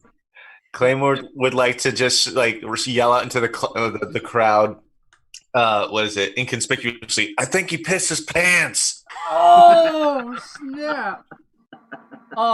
You make that comment, and Roosevelt, who's sitting next to you, as you make the comment about him pissing his pants. Where's the thief to like sleight of hand chuck a glass of water on his pants just in case? If I try to do that, it'll be so conspicuous. The problem is you've gone inside with most of the crowd. There's only about 3 people left out there with Benoit, who said he was going to sit him up and wait for him to wake up. I thought he picked him up and carried him inside. No, he said very specific. Unless I misunderstood, I thought you said you were sitting him up and waiting. I said I was going to sit him up and wait for him to catch his breath before I just pick him up and carry him inside. Yeah, that was it. He said, yeah, he was waiting for him to come to and whatnot. I don't know how he's going to react when he wakes up. Hopefully, it's going to be a more docile demeanor, but he may wake up swinging. Oh, no, he's definitely more docile as he comes to, figures out where the heck he's at. Luckily, most of the people have gone inside because, as you know from your experience, people with strong egos like that don't do well when there's a crowd that they've just been embarrassed in front. Of course, most of that crowd comes in around Claymore and whatnot, and they're all cheering and whatnot. And moments later, when Benoit helps him inside because he refuses to be carried by you once he's awake and whatnot. Okay. But Benoit helps him to his feet and whatnot. And the 2 walk in, but he has no biting or acerbic comments towards you other than, he stops, he got his armor and everything else. And it takes a good 5 minutes before he comes in because he's got to put on all his armor and stuff. And that takes time to fasten it, buckle it, and everything else. During that time, I walk over, I shake his hand, and I tell him I'd be glad to fight beside him. You don't even have to make a persuasion roll. He absolutely receives that very well. Doesn't look like it on the outside, but you've noticed this before. You've been around enough people. Like Thanos, sorry to Betty.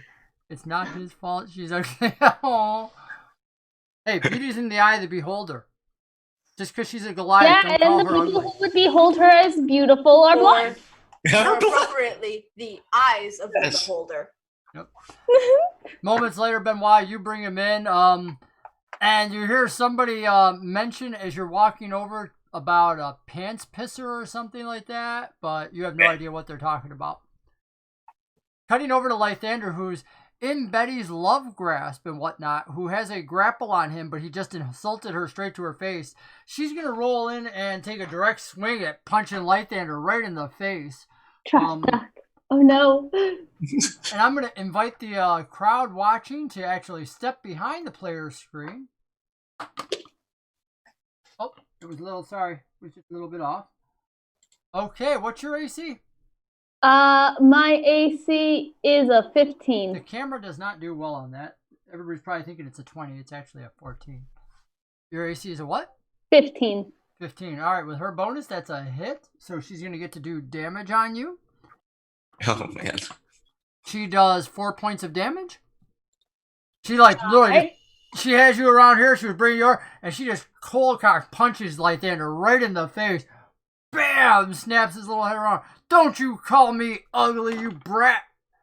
She doesn't release her grip on your shoulders. You still have a speed of 0.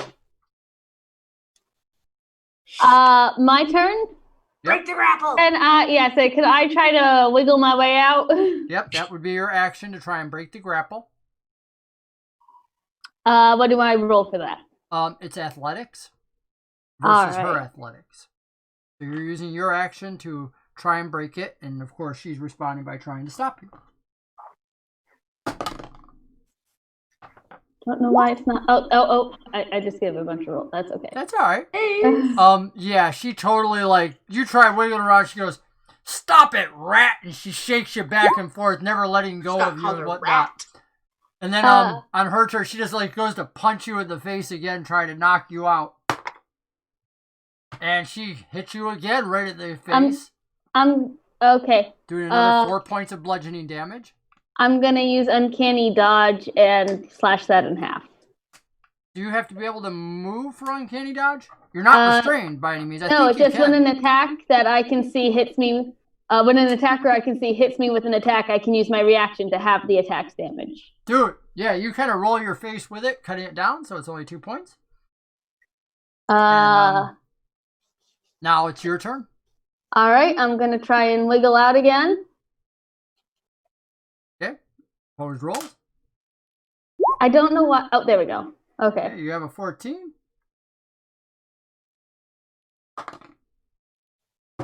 And hers with a 15. She's strong. Betty's a big girl. Bam! Punches you, So you do not, you wiggle back and forth. Actually, that was not a punch because technically she was just resisting your escape. You hit like your father. I changed my mind. I'm straight again. And as you do, she's like, huh? What? And misses you like. You need vicious mockery. It was like natural vicious mockery. I like that. Yeah. So she misses you on her turn. She continues to move you by this point. She's got you at the back of the bar, and you realize some people are jeering, some people are laughing as she was dragging you towards what appears to be a minotaur wearing a large sea captain's hat and his one horn sticking up on the side, which is broken about 6 inches from the top, has all these rings built into it as if like somebody would pierce their ear, except it's through the horn, all down the one side. And it snorts as it looks over at you and then speaks in the human tongue and says, "What's this little thing that you brought us, Betty? Dinner?" And the other individuals around them start to laugh. And it's a whole bunch of various sailors. So my turn again? It is. Okay. That was just her movement bringing you over. I'm just going to reiterate and state that I said, you hit like a man. Thereby, I want to be straight again. And try to get away again. So you're still resisting, so go ahead and make your grapple or athletics. There you go. You roll. And then she rolls. This chick's got you hard. She ain't letting you go anywhere. I mean, you can make, instead of resisting the grapple, you could just go for an attack, like pull a dagger and attack her, instead of trying to run away.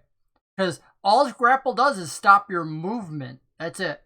So, like, you can be being dragged along and just, like, pull a dagger and stab at the person. But so far, she hasn't pulled any weapons in. Cut at the wrist. I guarantee she lets go. And you are, while you are not wise, being dragged along, you have seen that on her opposite hip, she does have either it's a small billy club or a long dagger. You can't really tell which. You didn't get a chance to look that closely with your passive perception. So she literally goes to pound you into unconsciousness again. 14, does that hit? No. Okay, so no, she pounds on you, but this time it doesn't hurt as bad. You're able to turn it away. And it's your turn. And she responds, she goes, "This little runt called me ugly." Because he has eyes. I'm going to try and swerve to get away again. You want to grapple and athletics check? Try and break it? Let's see. Oh, 3. Should have rolled it in front of the camera. Everybody would have laughed. Yeah, you, as you're doing this, she's sitting there talking to the Minotaur, talking about he called me ugly. When you slip down, break the lock on her wrist, and what do you want to do? I'm going to use my cunning action to dash away. So how many feet of movement does that give you? An extra 30. Okay, so you can move 60 feet, and you start sprinting in between the other tables to get away. 1 or 2 individuals are going to throw their leg in front of you just because they've seen this before to get new individuals on the boat. So make 2 dexterity rolls as you move. Athletics. I'm sorry. Acrobatics. Okay. Yeah. You want to take that one or not? That athletics. I don't know. Whatever it is. I want acrobatics. Well, I know the 19 was high. That's why I was asking. So you make 2 things. Dodging over feet, jumping onto a table, you actually get to the door and burst out the door because you can always have 1 free action to open a door or something on the way. And you're out into the street. There's yells and jeers and people rushing after you. Yeah. No. But what about your friends? You just left your friends behind. My friends didn't help me against Betty the Crazy, so I'm not thinking they were my friends. But you're so sure you saw the Warforged covered in a cloak in there. No, I know my friends at least well enough to know that they'd say that was their idiot. So You run away from, what was it, the slithery dragon? The snarling. Snarling. Snarly, there you go, the snarly dragon you have left behind. You are out into the streets, running along. Back Sounds like inside that's the what we one-eyed did. dragon, I'm going to allow you to make a wisdom or go ahead and make it maybe an insight roll as to maybe you'll find the right place, Lythander. Insight. Maybe you'll realize it's an 8. Yeah, you're pretty sure that was the wrong place, but you still can't remember the name of the right place. So back inside the one-eyed dragon, Roosevelt sits at the table and whatnot. You're all back in. People are jeering at his son Jackie about, possibly wetting himself. And yeah, nobody was convinced to throw water on him on their own. Although maybe one of you wants to, like Ionia. You seem to really be enthralled with that idea. I'm not stealthy. Okay. I don't pretend to be something that I'm not in that case. Moments later, he comes over, and Roosevelt looks at him, but stops just short of actually making a comment about the fact that he looks like he's just had his ass handed to him. Benoit actually makes a comment when he hears some of the jeers and says, if anyone thinks they could do better, they're more than willing to take a shot. Didn't beat up enough people yet today. Make a persuasion roll. Or, wait, hold on. Do you want to intimidate them so they don't do it, or are you trying to persuade them to do it? Okay. No, make an intimidate them not roll. to. All right, make an intimidation roll. Let's see.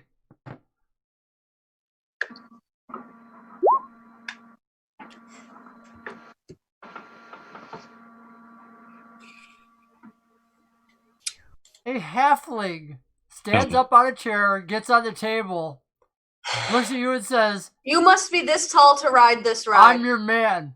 Do you make that comment? Yes. Ionia makes the comment. Make a persuasion roll, Ionia. I'm trying to protect this shorty. Woo! There we And go. as you Double crit! do, everybody start double crit. Holy Double smokes. crit!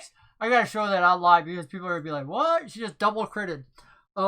As you do, you can take a plot point just for having a double crit. How often is that ever gonna happen? That's also going to take Other some. individuals actually pull him down off the table until start laughing and say, "Shut up, you stupid bard! You don't get to fight everybody that you want."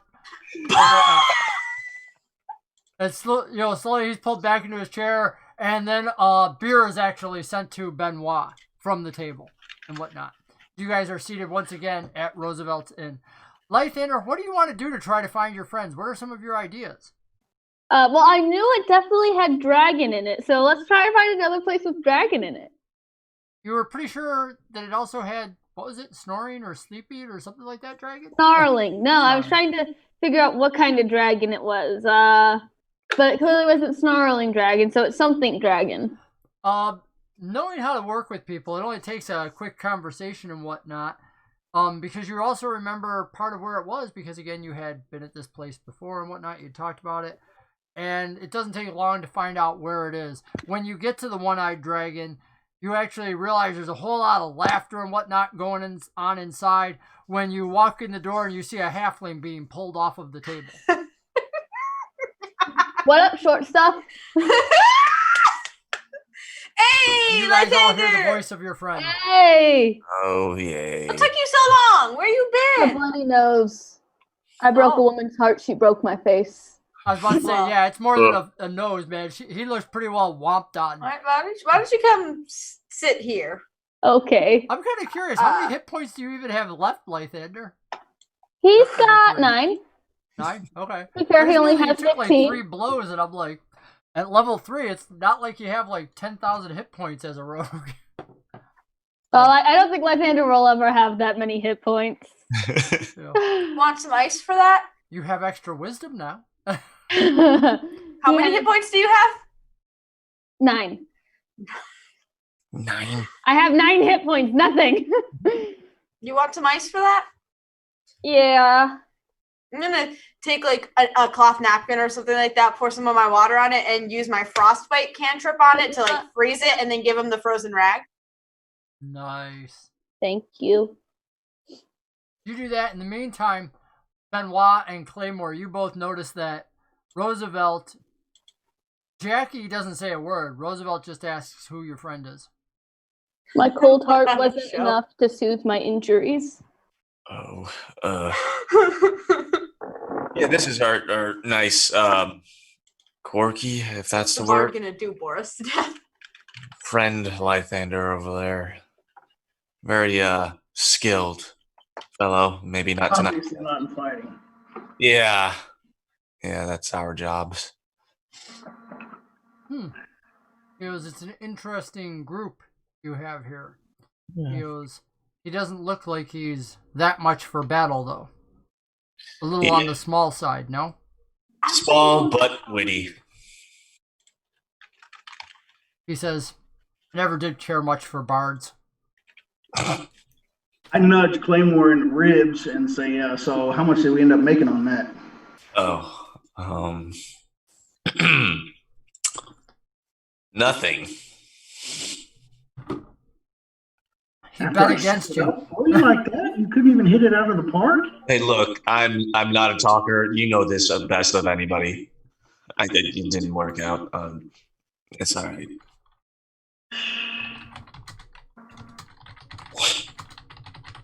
Got paid in victory tonight. I got paid in wallops. More than you can handle, apparently. Dude, it's been a day. Well, Actually, a really good day. Like, if I forgot that last little part that happened, I've had a good day. It's true, Ionia was having a good day, too. Do you remember why, Ionia? I got the information. I've got to go meet up with a contact, but we kind of got a little sidetracked. I figure I'll do it after we eat and stuff, but It's going to be late at night. or maybe tomorrow morning. Well, Like it didn't have to happen now. Soon-ish. I figured maybe sooner, but now I'm thinking, after this whole shenanigan and meeting up with some of Claymore's old friends and having an entire show here without a bard, I'm thinking it was a pretty solid day. It's been a good day, and I know where to get the information that I need. So that's the first step. Not I that slide a anybody beer knows over to that. Lythander. Well, Roosevelt, as I said, was going to pay for his drink, in true, I don't know if I had a chance, opportunity to say that yet and whatnot. Because Roosevelt's like, well, if he's a friend of yours and he's traveling with you, I said first round. So, when the beer comes, Benoit sends it over. No charge to you, Benoit. You're a good man. Very good man. And one of the things that you notice is Roosevelt doesn't try to take credit for it, even though Benoit sent it over and whatnot. Yeah, it's not his. He doesn't worry about that. Benoit, you're a patient man, aren't you? Depends on the day. Can you teach me the art of not speaking? It doesn't take I don't much think to notice a that. deity could teach you that art. It doesn't take much to know that Benoit, other than Lythander, might not know it, but the other three of you, or the other two of you, might realize that Benoit is good at teaching that, because since coming back in, Jackie ain't said shit. But I think that requires a very specific kind of person who learns from a very specific kind of lesson. Yeah, Right. I don't really learn lessons. That's fine. There are multiple lessons that could be learned from that, one of which might be stay away from the individual who beat the crap out of you, Stay away from ugly women. Lesson learned. Oh, There you go. That's Oh, yeah, no, she's a woman, but she hits like a man. ouch. Roosevelt then, since nobody seems to be doing it, introduces himself and says he goes, I'm General Roosevelt of the British cares. Army. And he says, and this is the captain in the British Army. And he introduces his son as well. I guess he and Claymore go back a little ways, so there's a little misunderstanding, there was some scuffling, and then there were some bummed out, hurt feeling at the table, so then there was some more scuffling, which was kind of cool. Now we're all sitting and having drinks. This is a good time. Roosevelt just raises his eyebrows at the way Ionia describes it. Drinking and fighting. What better times? Lieutenant, sir, yes, sir. How much do you get paid? You're asking me? Yeah, Roosevelt like asks. how much does the government pay you? Says, my salary is between I and the government. He says, what I earn on my own is between I and the individuals that I contract with. He So says, we're talking about are like you seeking to enroll? Because if so, my son could probably take you into the Brellish army and get you to one of our training camps. you where know, you could I be might toughened want up. to enroll. Depends. How much does a guy like you make? Jackie at that point speaks up and he goes, coming in as a new recruit. Not talking to you. Oh, I like it. How many points you got left? Enough to be Jackie is happy. not going to deal well with that one. There is no role involved. Oh my gosh. The guy who's already trigger happy just kind of turns a shade of red and is like, who the hell do you think you're talking I'm to? Lysander. Oh, who are you? Who the hell do you They already introduced you talking to him to. and whatnot. I think I'm talking to somebody who I don't care about. He says, That's why you shouldn't join the I am military. Captain Huckle of the Garrett clan. He says, You're and you can address Captain me as sir. Huckleberry? Your inability to hold your tongue is why you should also not join the military. Unless you would like somebody else to hold it for you by cutting it out. Ma'am, yes, ma'am. Here we go. Yep. At that point, he stands up and he says, I will not be dishonored by such a whelp as you. Oh, God. 3.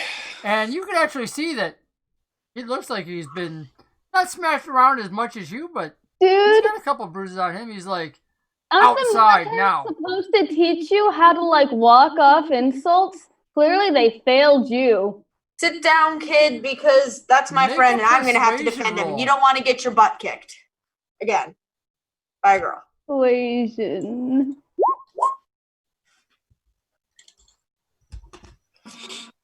wow, very nice roll. You actually say that, and Roosevelt is the one to respond, the general.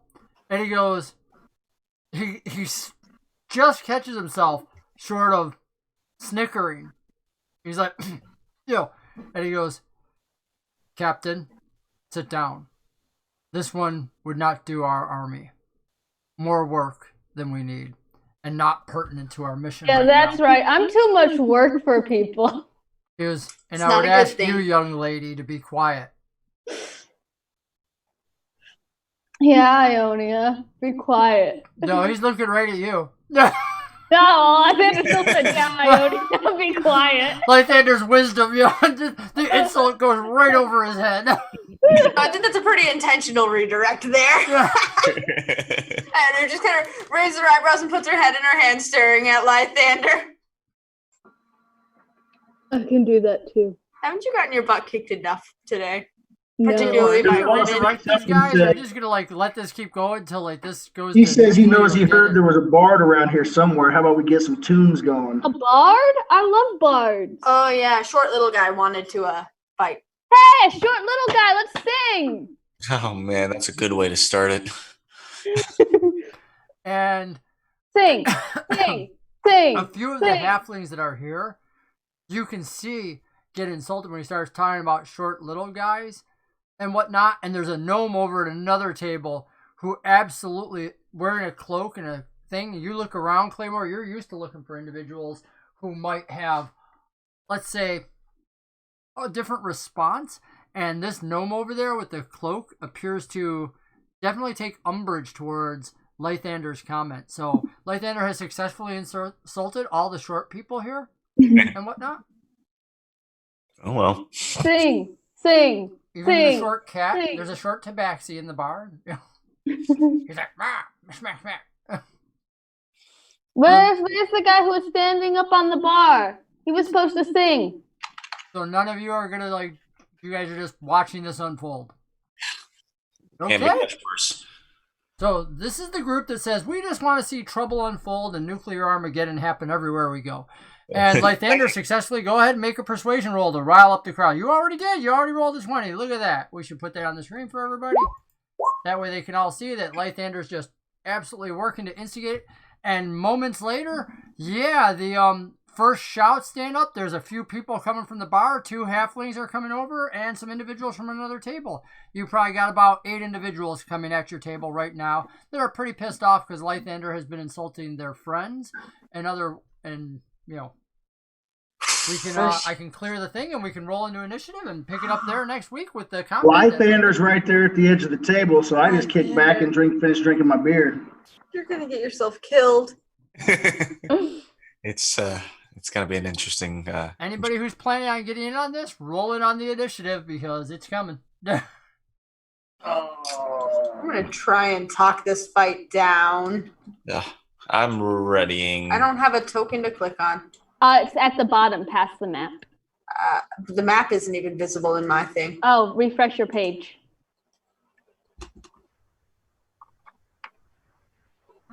And let's roll. I knew where it was earlier. And now I have to reopen my character sheet.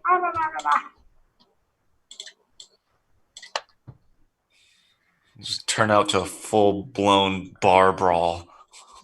Yeah, I wonder how that happened. I just can't even imagine, but we're just working on the insults left and right. We are a chaotic party. Anybody watching the stream goes, this is not how you handle a situation like that. Of Unless course you just it want to is. fight. Sure is exciting, though. I'll tell you that. This is entertainment. All right, so Benoit's hitting it out, Claymore's hitting it out. Ionia, are you going to roll in? You don't have to join right away. I already did. Oh, yeah, I see. So I apologize. I am there. I got a 3. And I will go ahead and add in. Oh, gosh. I don't think they're going to join, but I'm going to put the Garretts in there anyway. I'm going to try and talk this down, and if not, we're going to have some sort of epic bar brawl and never be allowed back into the one-eyed dragon again. But first, you got to get out alive before you can get back. Oh, we'll get out. We'll be fine. We'll be fine. I still got my A inspiration. net would be really good for this. A net Benoit would be a nudges fantastic Jackie tool. and says, hey, you get a chance to blow off some steam. Redemption. Ooh, take a plot point for that, Benoit. One of the things that you notice is that Jackie goes to, well, actually, Claymore, you're top of the round. So, Claymore, how's this going to start? We'll talk about how it's going to start before we go into the whole thing. Claymore is no stranger to bar fights, so he's pretty ready to start throwing some punches. But first, before he actually acts on anything, he's gonna look towards the general, give him the eye contact, like should I do this? Shouldn't. Your 2 crystal orbs focus in his direction. All you have are crystal orbs. You don't got eyes to look. Well, yeah, like you don't even have eyebrows, buddy. My lenses turn over to him, insinuating like there's gonna be blood. Okay. And that's one of the things that I was going to say. I was actually going to wait till their turn, but Jackie goes to start drawing his sword immediately. Jackie's like, yeah, we're about to be overwhelmed and whatnot. Best way to stop a fight is to come on strong. And it's his father that actually puts his hand on his arm to stop him drawing his blade. You happen to look over, and he just tells his son, with a head shake, nope. But you don't know if that means don't draw a sword or don't participate. So the choice is still yours. What do you want to do on your turn? All right. Seeing as that either way it's a negative, like don't do it in a sense. That's what Claymore's getting from this. So he is probably just going to advise the others, let's just get out of here. And Lythander? Lythander's kind of going to look over, see the people coming and be like, what, you have a problem with your height? Oh my god. Don't insult Jackie shorties. They're actually- angry. responds to his father, does not draw his sword, but does not sit down, and says out loud, he goes, I'll cut any of you down to the halfling of the smallest one if you come any closer. And he's got his hand on the pommel of his sword, but he does not go out to attack. And the angry mob, I'm going to let them... Jackie is pretty darn convincing. Let's see how the mob responds. I'm going to give them advantage only because there's numerous ones of him. And where's my other dice? Where is it? I can't. Oh, I should have. nice roller.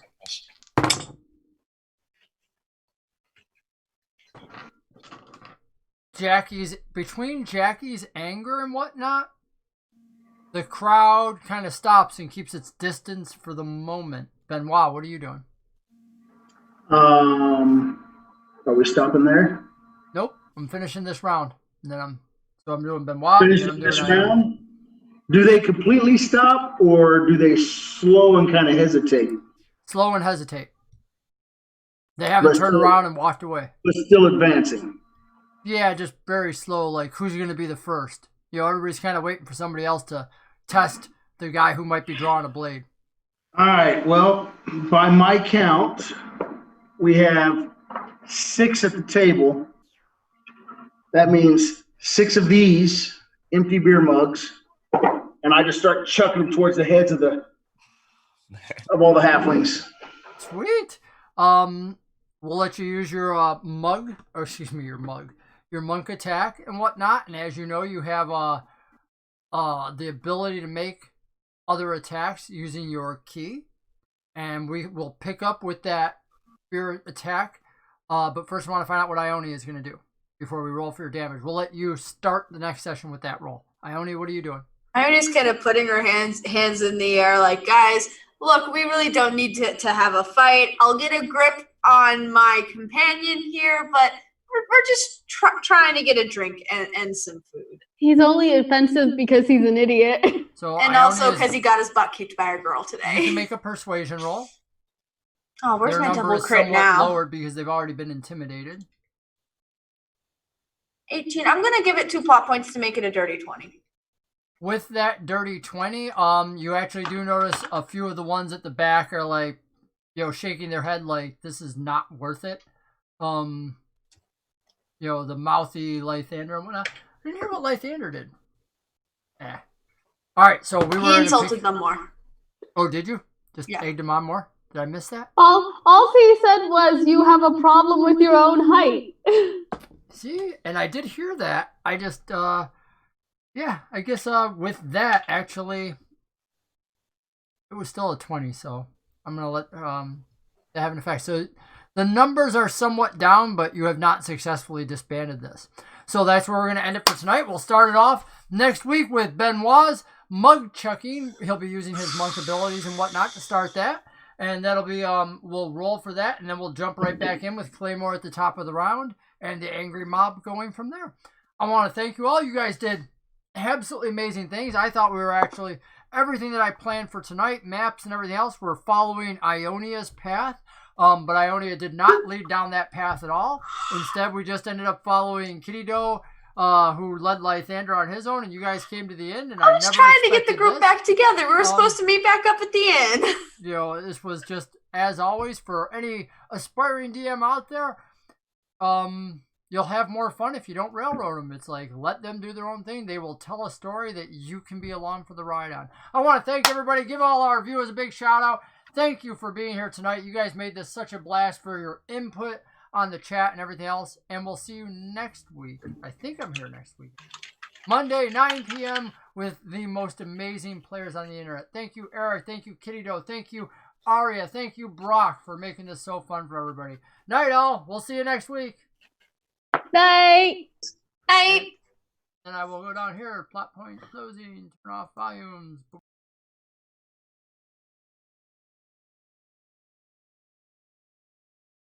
I do want to invite you all You'll see on the screen there is a link there to Discord. You can come and join the chat with the players. Not only are they on Twitch, but we keep our stories up there as well. And you can make your suggestions, share your art, and have some other fun along the way. But if you are looking to start your own stream, this is the guy that made our overlays. Triplicate Entertainment. He's fantastic. He's amazing. He does a great job. Reach out to him when you can. Other than that, we encourage you to watch DGG. Watch all the things that are happening. We have fantastic DMs ready to give you a professional DM experience. Just go over to Dark Galaxy Gaming on Roll20. Look for what you want to have for a game. We have lots of them going all the time. We have DMs willing to help you out and bring it all together. We encourage you to go there, check that out. We encourage you to be part of the community, and we thank you for making the games happen. Consider going to Patreon to support DGG. They're always looking for your help so that we can bring you quality games like this. God bless. Have a great night, all. We'll see you later.